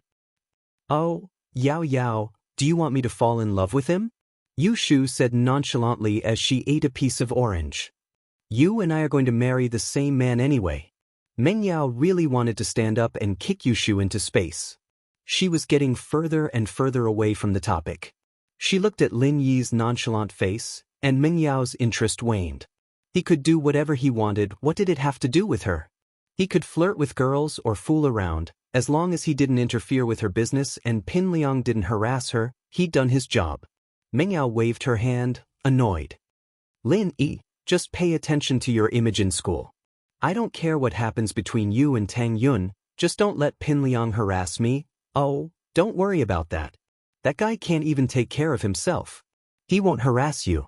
Lin Yi nodded. All right, it's fine. But you have to tell me before you go out next time. Otherwise, I won't be able to find you if I need you. Meng Yao didn't know what was wrong with her. Did she care that Lin Yi was with another girl, or did she care that he wasn't professional enough to be her follower? Lin Yi nodded without thinking. The relationship between Lin Yi and Meng Yao was much more harmonious now, and Lin Yi cherished this mission. He didn't know what it was, but since this mission was enough to feed him for the rest of his life, and his old man allowed him to settle down in Songshan, no matter what, Lin Yi would do his best to complete this mission. I'll leave you to your work then. Shu and I are going to watch the concert. There's food in the kitchen, we've already eaten. You can eat if you want. Meng Yao waved at Lin Yi, signaling him to leave. Yao Yao sis, didn't you say you were angry and wanted to go bungee jumping this weekend? Why'd you stop talking about pushing Shield bro down the valley? Yushu interjected. Meng Yao was just saying it out of anger. There was no way she'd push Lin Yi down the valley. That'd be murder, wouldn't it? She glared at Yushu. What's in that head of yours? I was just saying it out of anger. How could you take it seriously? I want to go bungee jumping too. Maybe we won't push Shield Bro down the valley, we'll just go bungee jumping? Yushu looked at Meng Yao. Lin Yi shook his head. Yushu was a top-class clown after all. With her around, the war in this house would never happen. However, Lin didn't expect Meng Yao to be so angry that she wanted to push him down the valley. Meng Yao was a little embarrassed by Yushu's words. She coughed. Lin Yi, don't listen to Shu, I didn't mean to push you. Oh, it's fine if you push me a little? Lin Yi thought to himself. The Mrs. Pushing wasn't bad either. What did you say? Meng Yao didn't hear it clearly. Nothing. Lin Yi didn't dare repeat himself.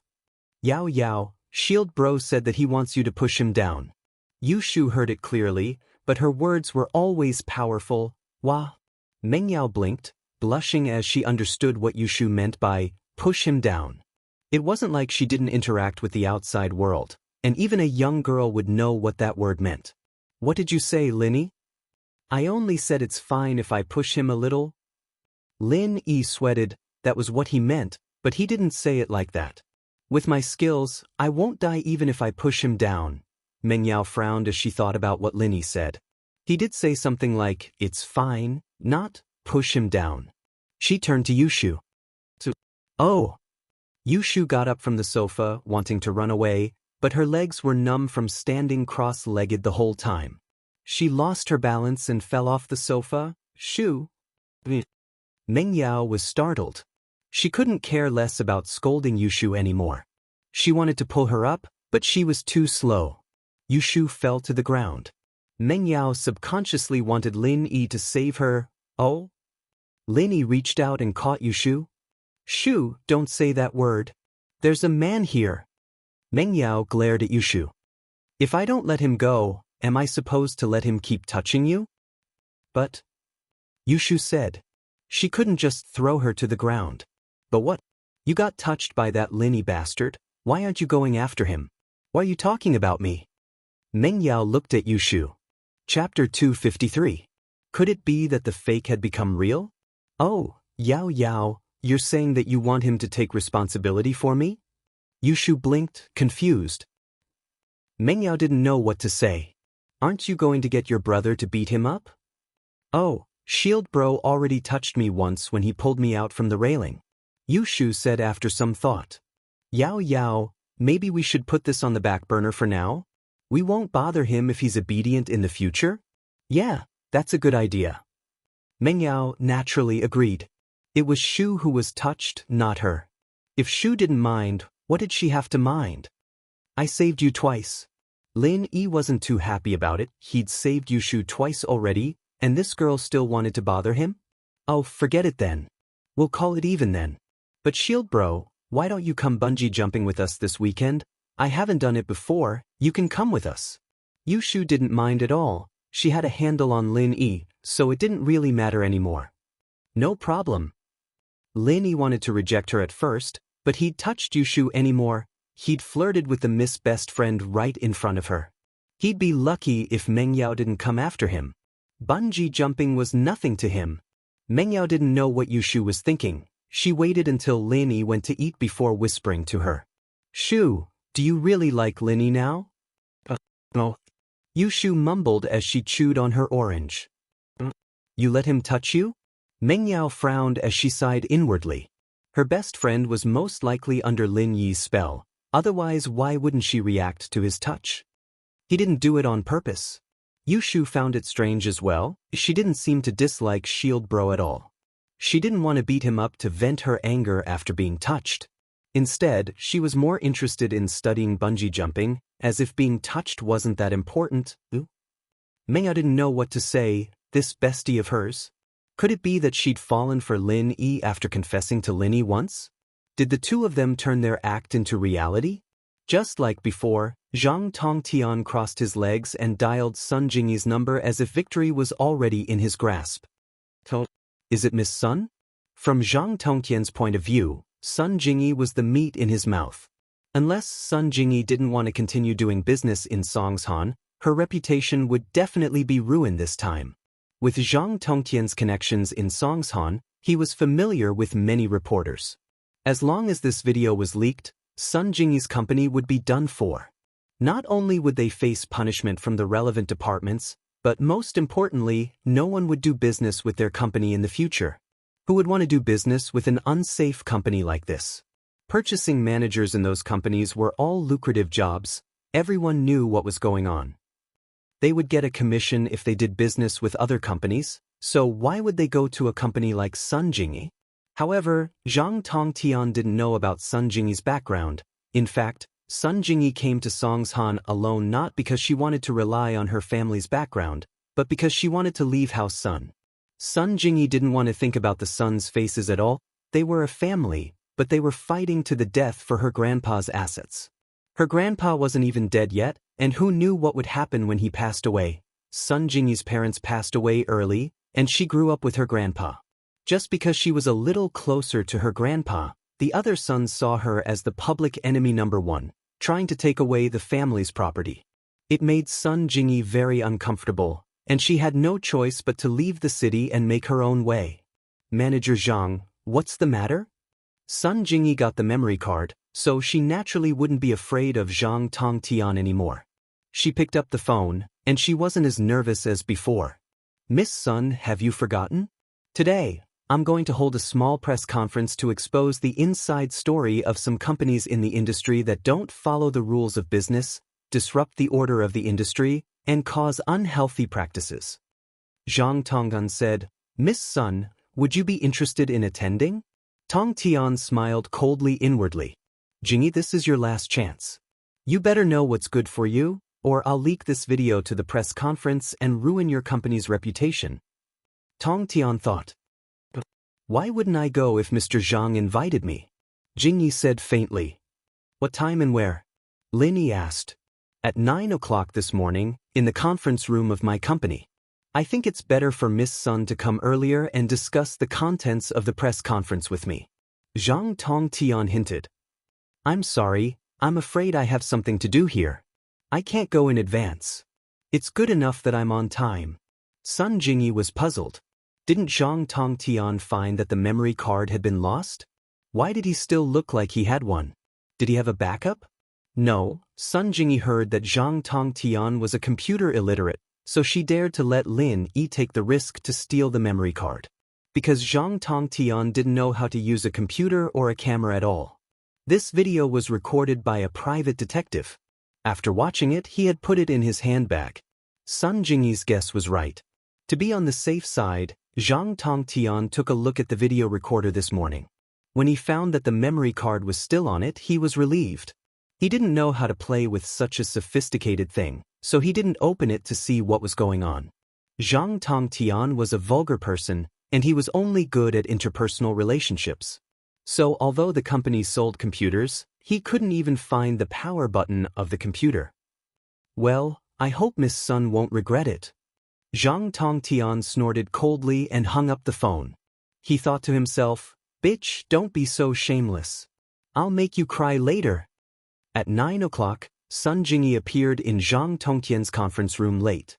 Zhang Tongtian's face was very bad, and there was a trace of ruthlessness in his eyes. This woman could really keep her cool, but he didn't know if she would still be so calm after watching the video. Zhang Tongtian had made up his mind. Since Sun Jingyi didn't know how to appreciate his kindness, he could only let her taste the price of rejecting him. Miss Sun, you're very late. Zhang Tongtian nodded to Sun Jingyi indifferently. Mr. Zhang, what does it matter if I come early or late for your company's press conference? Sun Jingyi said lightly. Well, Miss Sun, please take a seat. Zhang Tongtian sneered and sat on the rostrum of the conference room. Chapter 254. Who will be ruined? Chapter 254. Who will be ruined? But since Sun Jingyi hadn't gone back on her words, Zhang Tongtian didn't mind ruining her reputation. Zhang Tongtian cleared his throat and said, Ladies and gentlemen, welcome to my small press conference. Everyone here is either a journalist friend or a friend of the same profession. Let's skip the pleasantries and get straight to the point. Director Zhang, we're all ready. A reporter who knew the news pointed the camera at the big screen in the conference room. All right, I'll say it then. Zhang Tongtian nodded. Today, I'm going to expose a scum in the industry. This person has ruined the morals of our industry and is leading the way in the wrong direction. What do you think we should do with someone like this? Get rid of the black sheep. How can someone like this be a traitor? One of the industry insiders stood up and said, "Yes, Director Zhang, hurry up and expose it. We're all waiting. We want to see who this person is. How can someone who's worse than pigs and dogs be a traitor?" Another person stood up and raised his arms. Actually, there were only a few people who spoke. They'd all gotten a hint from Zhang Tongtian. Most of them were just here to watch the show and wouldn't get involved. "All right, Secretary Li, go and play this video." Zhang Tongtian handed the video recorder to his secretary. This was the first time he'd given the camera to his secretary. Before this, he wouldn't let anyone touch it. Firstly, Zhang Tongtian was afraid that the video would be leaked out too early. If that happened, it would lose its effect as a threat to Sun Jingyi. If it was leaked out, Sun Jingyi wouldn't agree to his request. Secondly, he didn't trust the people around him. He was afraid that Sun Jingyi would bribe the people around her to delete the video. If that happened, he'd have hired a private detective to record the video for nothing. That was why Zhang Tongtian took out the camera now. "Everyone, please watch the video." Zhang Tongtian waited for Secretary Li to connect the camera to the big TV in the conference room, then gestured for everyone to watch. Suddenly, the sound of a man and a woman moaning came from the TV. Many TVs played the sound first before the image, and the image was always a second later than the sound. Therefore, everyone was very curious. What kind of video was this? Zhang Tongtian was also very puzzled. When he watched this video, there didn't seem to be such a sound. While everyone was wondering, two naked figures appeared on the TV screen. The man was fat, and the woman was voluptuous. However, why did the man look so familiar? Everyone's eyes fell on Zhang Tongtian, because the male lead of the video was Zhang Tongtian himself. Sun Jingyi secretly spat and lowered her head. She was a little afraid to look at the picture on the TV, but she was very happy in her heart. The date of the video on the TV was last night, just when Lin Yi went to steal the memory card. Lin Yi said that he played with the camera for a while, so this must have been recorded by Lin Yi. Although she was a little annoyed with Lin Yi's sudden overbearingness yesterday, Sun Jingyi was undoubtedly very refreshed today. He fiercely vented the resentment in his chest. Zhang Tongtian had lost a lot of face today. He was stunned for a while like everyone else, and then his face turned red. "Secretary Li? What is this? What a mess. What did you put there?" "Mr. Zhang, this is the camera you gave me. I connected it directly to the TV." Secretary Li looked innocent. There was a burst of snickering in the conference room. Those reporters who had a relationship with Zhang Tongtian were confused, but those who had no relationship with him were excited. This was a big tidbit of news. "Turn it off. Turn it off." Zhang Tongtian shouted at Secretary Li angrily. Although Secretary Li felt wronged, he had to quickly turn off the camera and TV. "What's going on? What's going on? How did it become like this?" Zhang Tongtian's face was gloomy and unhappy. "Mr. Zhang, is this your so-called black sheep?" Sun Jingyi sneered and stood up. "You asked us to come here just to watch you perform? With all due respect, I'm sorry, but I have no interest in your indecent video. Goodbye." After that, Sun Jingyi turned around and walked out of the conference room. There was no need to stay here any longer. As for the other people in the same industry, they were too embarrassed to stay any longer. They didn't know what Zhang Tongtian was up to. He had invited everyone here to watch an indecent video of this fat pig. He really had nothing better to do. Was this guy an exhibitionist? Was it to show off his manly charm? Zhang Tongtian looked at the press conference with a gloomy face. He was very unhappy, but there was nothing he could do. He vaguely felt that something was wrong, but he didn't know what was wrong. He didn't understand why the video of Sun Jingyi's staff bribing became an indecent video of himself and his lover. It must be Sun Jingyi. It must be this woman. Although he didn't know what methods Sun Jingyi used, his intuition told him that Sun Jingyi definitely had something to do with this. Otherwise, why would Sun Jingyi be so calm? And why did she look like she didn't care? "Sun Jingyi, Zhang Tong, will never let you go." Zhang Tongtian clenched his fists tightly. Songshan's first high, grade 12 class 5. Lin yawned lazily. In fact, Lin Yi didn't sleep well last night. It was the first time he touched a girl's chest, and it was always unforgettable. He thought that the unforgettable girl would be Tang Yun, but he didn't think that it would be Yushu. Although it was an emergency and he accidentally touched it, it still made Lin Yi's heart throb. To be honest, if Yushu wasn't Mingyao's best friend, Lin Yi might have made a move on her. But the problem was it that easy to make a move on the Mrs. Best Friend? Boss, what's wrong? Why do you look so tired? Kong Xiaobo wanted to talk to Lin Yi about Xiaofan, but seeing Lin Yi's listless face, he didn't know if he should say it or not. Xiaobo, if you have something to say, just say it. I'm fine. Lin Yi shook his head. In fact, if Lin Yi wanted to get rid of his fatigue, he only needed to circulate the art of dragon mastery in his body. It was just that Lin Yi wasn't just tired, he wasn't in the mood.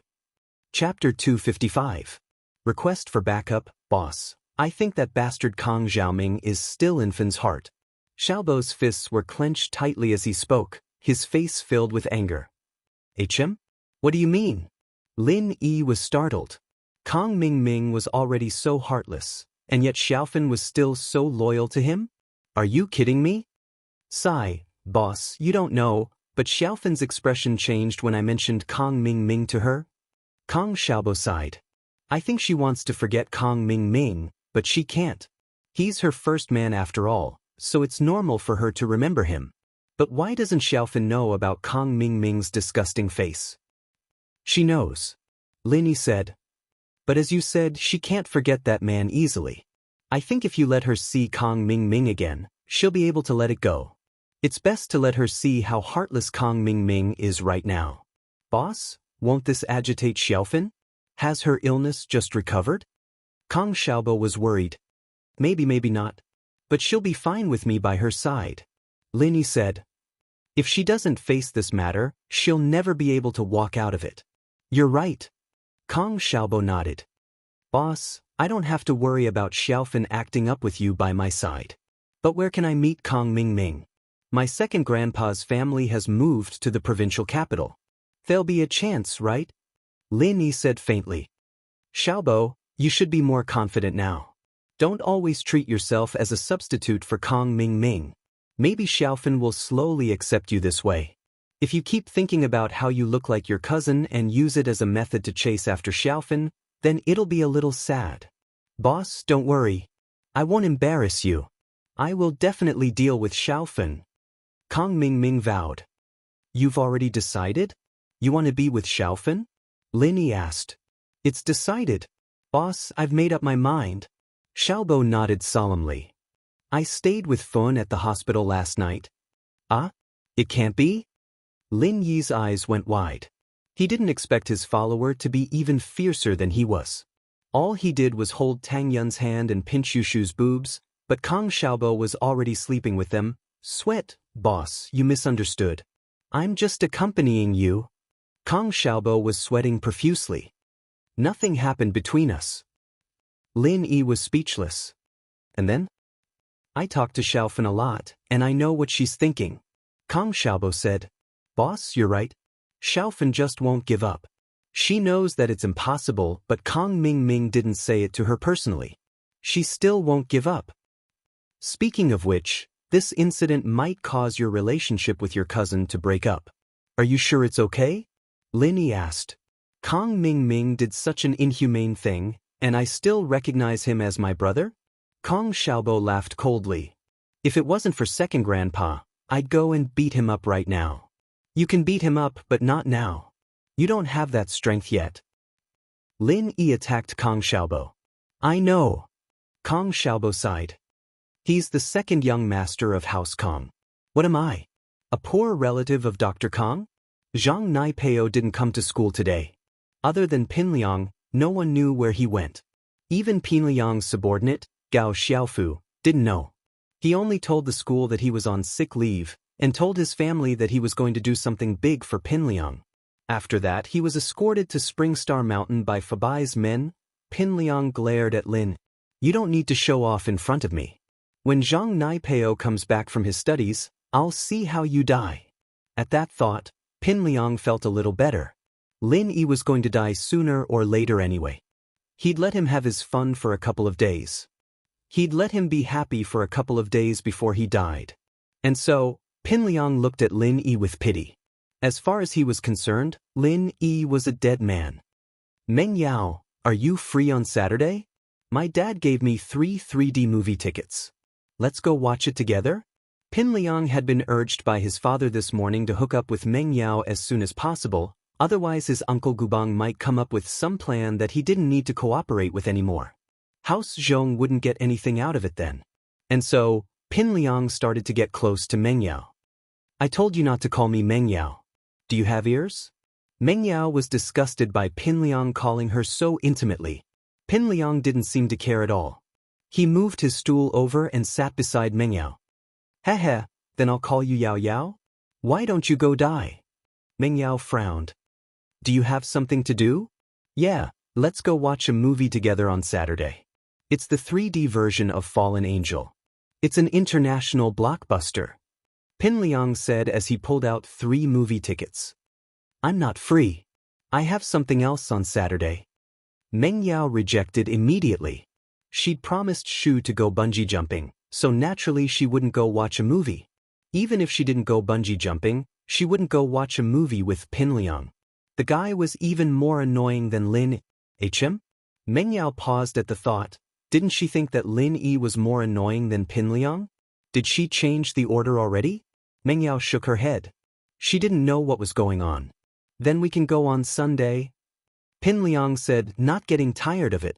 Meng Yao couldn't take it anymore. She nudged Yushu, signaling her to go to Lin. Yushu smiled and sent a message to Lin. Yao Yao sis is in trouble. I need help. Lin Yi didn't know whether to laugh or cry when he saw Yushu's message, but he stood up anyway. He'd promised Meng Yao yesterday that he'd help her if Pin Liang bothered her. Boss, where are you going? Kong Xiaobo was confused when he saw Lin Yi standing up. I'm going to the washroom. You coming? Lin Yi asked. Yeah, wait for me. Kong Xiaobo stood up with Lin Yi, but he couldn't help but smile when he saw Pin Liang blocking the way. Pin Liang was in trouble again. Chapter 256. Should you change your seat? Do you have a bad memory? I told you not to gamble. Are you deaf? Lin Yi said coldly from behind Pin Liang. Truth be told, if it weren't for Lin Yi's desire to live a peaceful life in Songshan, Pin Liang would have become a pile of ashes a long time ago. You. Pin Liang was about to turn around when he heard the voice when he felt his body lighten. He was sent flying with a whoosh, landing on the podium with a loud thud. He let out a cry of pain. You change your seat, it's not suitable for you to sit here. I'll send you flying out of the classroom window next time. Lin Yi warned faintly as he kicked Pin Liang's chair away. This kid should know his place and stay away from Meng Yao. He didn't need to be called over by Yushu to help him out every time. Pin Liang glared at Lin Yi, but didn't dare say anything. He knew that whatever he said now would only put him at a disadvantage, and Lin Yi would keep beating him up. He wasn't a match for Lin Yi right now, and the only thing he could do was endure. Pin Liang didn't say anything, and Lin Yi walked past him with a warning. Remember what I said, if you keep sitting in front of me, I'll make sure you're a trapeze artist every day. Pin Liang clenched his teeth. When had he ever been threatened like this before? But this Lin Yi was someone he couldn't beat, and even Heibao Bro, who he was so proud of, wasn't a match for him. How could he piss off someone like this? Pin Liang didn't want to change his seat, but Lin Yi had said it. Pin Liang believed that Lin Yi would definitely throw him out if he didn't change his seat. Lin Yi was a madman, arrogant to the point that he didn't care about anything. News of Zhou Ruoming getting slapped in the face by Lin Yi in front of the dean had spread like wildfire. Pin Liang knew that he wasn't a match for a madman like that. It seemed like he'd have to get away from Meng Yao. He'd have to move to a corner if he wanted to get out of that bastard's line of sight. He'd just have to get rid of Lin Yi and switch back. Other than Lin Yi, there was no one else in this class who dared to go against her wishes. Changing seats was just a matter of saying the word. Boss, I'm starting to doubt your background now. Did you really come from the mountains? Kong Xiaobo asked, looking at Lin Yi curiously. One of my elders, a board member of the school board. Lin Yi said, giving a simple explanation of his background. Oh, no wonder. No wonder even the Dean of Academic Affairs couldn't do anything to you. So that's why. Kang Xiaobo said, understanding dawning on him. That luxurious car that sent you to school that morning belonged to that board member? Yeah. Lin Yi nodded. Amazing. Kang Xiaobo said excitedly. I didn't know you had such a powerful background. I thought you were just a poor student like me. Ha! Lin Yi smiled, not bothering to explain. In fact, a powerful background didn't have much of an effect. Wasn't Pinliang's background powerful? Why didn't he dare act arrogant in front of the dean? At the end of the day, wasn't it because he had Wang Jifeng's weakness? Wang Jifeng couldn't do anything to him. Right, boss, don't you need to go to the washroom? Kang Xiaobo asked curiously, seeing that Lin Yi didn't go to the washroom. I just don't like Pinliang and I wanted to teach him a lesson. Lin Yi didn't hide it. He didn't need to go to the washroom at all. Kang Xiaobo would see through him if he went to the washroom, so he just told him the truth. So that's how it is. Huh? Zhong Pingliang, that arrogant bastard, it's his bad luck to meet the boss. Xiaobo let out a long breath of vengeance, as if he was the one who'd taught Pinliang a lesson. Didn't you want to go to the washroom? Linist. I saw you coming out, so I wanted to follow you. Fin's matter is bothering me. Kang Xiaobo said. Let's go then. Lin Yi nodded and walked with Kang Xiaobo in the hallway. There weren't many people in the hallway of the 12th grade. Other than the students on duty, everyone else was studying in the classroom. Those whose families had connections or couldn't get into college were playing basketball on the field or playing games outside of school. They wouldn't wander around in the hallway. They walked to the door of Class 5 and saw Tang Yun coming out with a bucket of water. She was probably going to the washroom to change the water. Kang Xiaobo quickly ran over. Sis, let me do it? Tang Yun jumped at Kang Xiaobo and almost dropped the bucket. What did you call me? Sis. Kang Xiaobo said matter-of-factly. Yesterday, boss declared his sovereignty over you in front of so many people. Sis, you didn't deny it either. Don't call me that. Tang Yun blushed and handed the bucket to Kang Xiaobo. Go get some water. Oh, hehe, okay. Xiaobo said as he took the bucket and ran to the washroom. Don't mind him. He's just like that. Lin Yi put his hands on the wall and surrounded Tang Yun. I know. Tang Yun was a little shy. Oh, don't be like this. We're in school. Lin Yi's action was unintentional. He realized how intimate his action was after hearing Tang Yun's words. It was as if he was going to kiss Tang Yun. He quickly retracted his hand awkwardly. What if we're not in school? Yeah, I'm ignoring you. Tang Yun, naturally, didn't want to talk about this topic with Lin Yi. Lin Yi's situation had been messing with her mind for the past 2 days, especially last night. She hadn't been able to sleep at all. The image of Lin Yi holding her hand and slapping Zhou Ruoming's face kept flashing in her mind. Did this mean that she liked him? Tang Yun didn't know, but she couldn't stop herself from thinking about it. Ha! Lin Yi smiled and stopped teasing her. Tang Yun was different from Sun Jingyi in Lin Yi's heart. Sun Jingyi was a cunning fox. Lin Yi wouldn't spoil her. However, he only cared about Tang Yun. Look at Xiaobo. Something happened? Tang Yun was panicking. She looked around, afraid that people would see her and Lin Yi together. Kang Xiaobo was in trouble. Chapter 257. Is a confession considered a boyfriend? Kang Xiaobo naturally wasn't the fatty's opponent and stumbled from the impact. But that wasn't all. Coincidentally, the dirty water in the bucket spilled all over the fatty's pants, as if he'd just peed his pants. Do you have eyes? The fatty was enraged. He'd gone to the washroom to smoke a cigarette, only to be splashed with dirty water. It infuriated him. Do you want to die? This fatty was a little tyrant in the 3rd year of high school. Of course, the little tyrant was only a little famous in the grade. Compared to the 4 big bullies in the school, he was simply not on the same level. However, it was very normal for the little tyrant to show off in front of ordinary students. And so, the fat little tyrant treated Kang Xiaobo as a target to vent his anger on. How can you blame me for this? At most, we're both in the wrong. Why didn't you keep an eye on it? Kang Xiaobo was a little angry. He wasn't an unreasonable person. He was just about to apologize when the fatty started scolding him. Keep an eye on it? You Dafa, haven't even kept an eye on who's passing by. Which class are you from? Don't you know me? The fat little tyrant glared at Kong Xiaobo. You Dafa? Kong Xiaobo paused. He took a closer look at the person in front of him. It really was Yu Dafa. But there was a trace of disdain in his heart. He looked at the bucket in his hand. There was still some dirty water left. Kong Xiaobo picked it up and poured it on Yu Dafa's head. You don't want to live anymore, do you? Yu Dafa was furious as he pointed at Kong Xiaobo. Hurry up and scram. My boss and sister-in-law are waiting for me to fetch water. I won't care if my boss comes over if you continue to dawdle. Kong Xiaobo pushed Yu Dafa's hand to the side. Your boss and sister-in-law? Yu Dafa was stunned. He was a little confused. It's right behind me. Kong Xiaobo pointed behind him. Yu Dafa looked in the direction Kong Xiaobo was pointing and saw Lin Yi and Tang Yun standing not too far away. His legs cramped and he almost fell to the ground. Brother, you said that brother Lin Yi is your boss? Yu Dafa's tone toward Kong Xiaobo suddenly became polite. Who didn't know Lin Yi?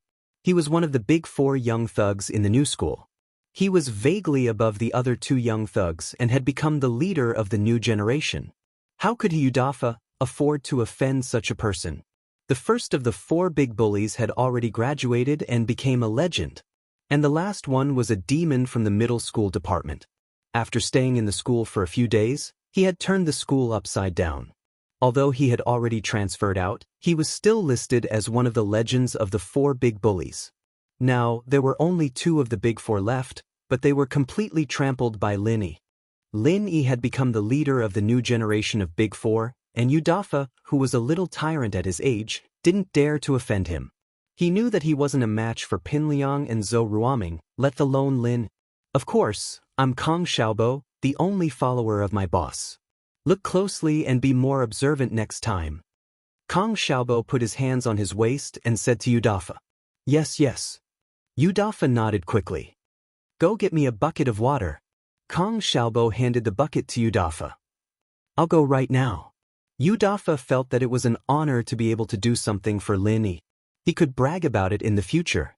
Lin Yi had asked him to do something before, so Lin Yi could be considered half his boss now. Yu Dafa brought the water back to Xiaobo, who was just about to take it when Yu Dafa spoke up. Oh bro, I can't let you do this, I'll bring it to the boss myself. Kong Xiaobo nodded and sighed. His status had risen along with Lin. If it weren't for Lin Yi, would Yu Dafa give him so much face?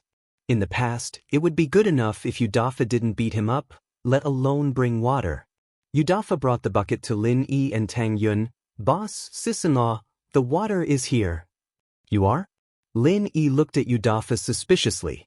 He didn't know this person. Where did he come from? Boss, I'm Yu Dafa, the leader of the 12th grade. Of course, compared to boss Lin Yi, I'm nothing. Yu Dafa introduced himself. Oh, Lin Yi nodded. All right, I got it. You can go now. Thank you. You're welcome, boss. If you need anything, you can find me anytime. I'm in the 30th grade. Yu Dafa said respectfully. Tang Yun didn't think that the evil Yu Dafa would show his loyalty to Lin Yi. She was confused. The most embarrassing thing was that he called her sis-in-law. Tang Yun still remembered the love letter Yu Dafa wrote to her. It was so disgusting and explicit, but in the blink of an eye, it became subservient. All of this was because of Lin, the boy who transferred here less than a month ago. I'm going back. I need to clean the windows. Tang Yun picked up the bucket on the ground and said to Lin Yi and Kong Xiaobo. Okay, go. Lin Yi nodded and went back to the classroom with Kong Xiaobo. Pin Liang obediently moved to Gao Xiaofu's side. It was a corner of the classroom, far away from Lin. He was afraid that Lin Yi would turn him into a flying man. Yao sis, I think Shield Bro is too handsome. Yu Shu pulled Ming Yao's arm. Look at Pin Liang. He moved away after being scared by him. You don't have to worry about being harassed anymore. Yeah, he's so handsome. Let him touch your boobs. Meng Yao pouted. Yao sis, are you jealous? Why don't you let him touch you next time? Yu Shu said with a smile. I'm not an idiot. Meng Yao glared at Yu Shu. Is he my boyfriend? Why should I let him touch me? If you want to be touched, then go ahead. Oh, Shield Bro accepted my confession. He's my boyfriend now, right? Yushu mumbled to herself. It wasn't a loss for her to let him touch her boobs. Yes, that's it. Mengyao was going crazy from Yushu. Was there something wrong with her friend's head? Was there anyone like her? It was Saturday morning, and Lin Yi was woken up by Yushu's slap. Shield Bro, wake up. We're going to the theme park today. Theme park? It was only then that Lin Yi remembered that he'd promised the Miss and Shu to go bungee jumping. He got up in a daze, washed up, and put on a fresh set of clothes. He walked out of the room to find Mengyao and Yushu ready. You drive Shu's beetle and follow us. Shu and I will sit in my car. Mengyao ordered after looking at Lin.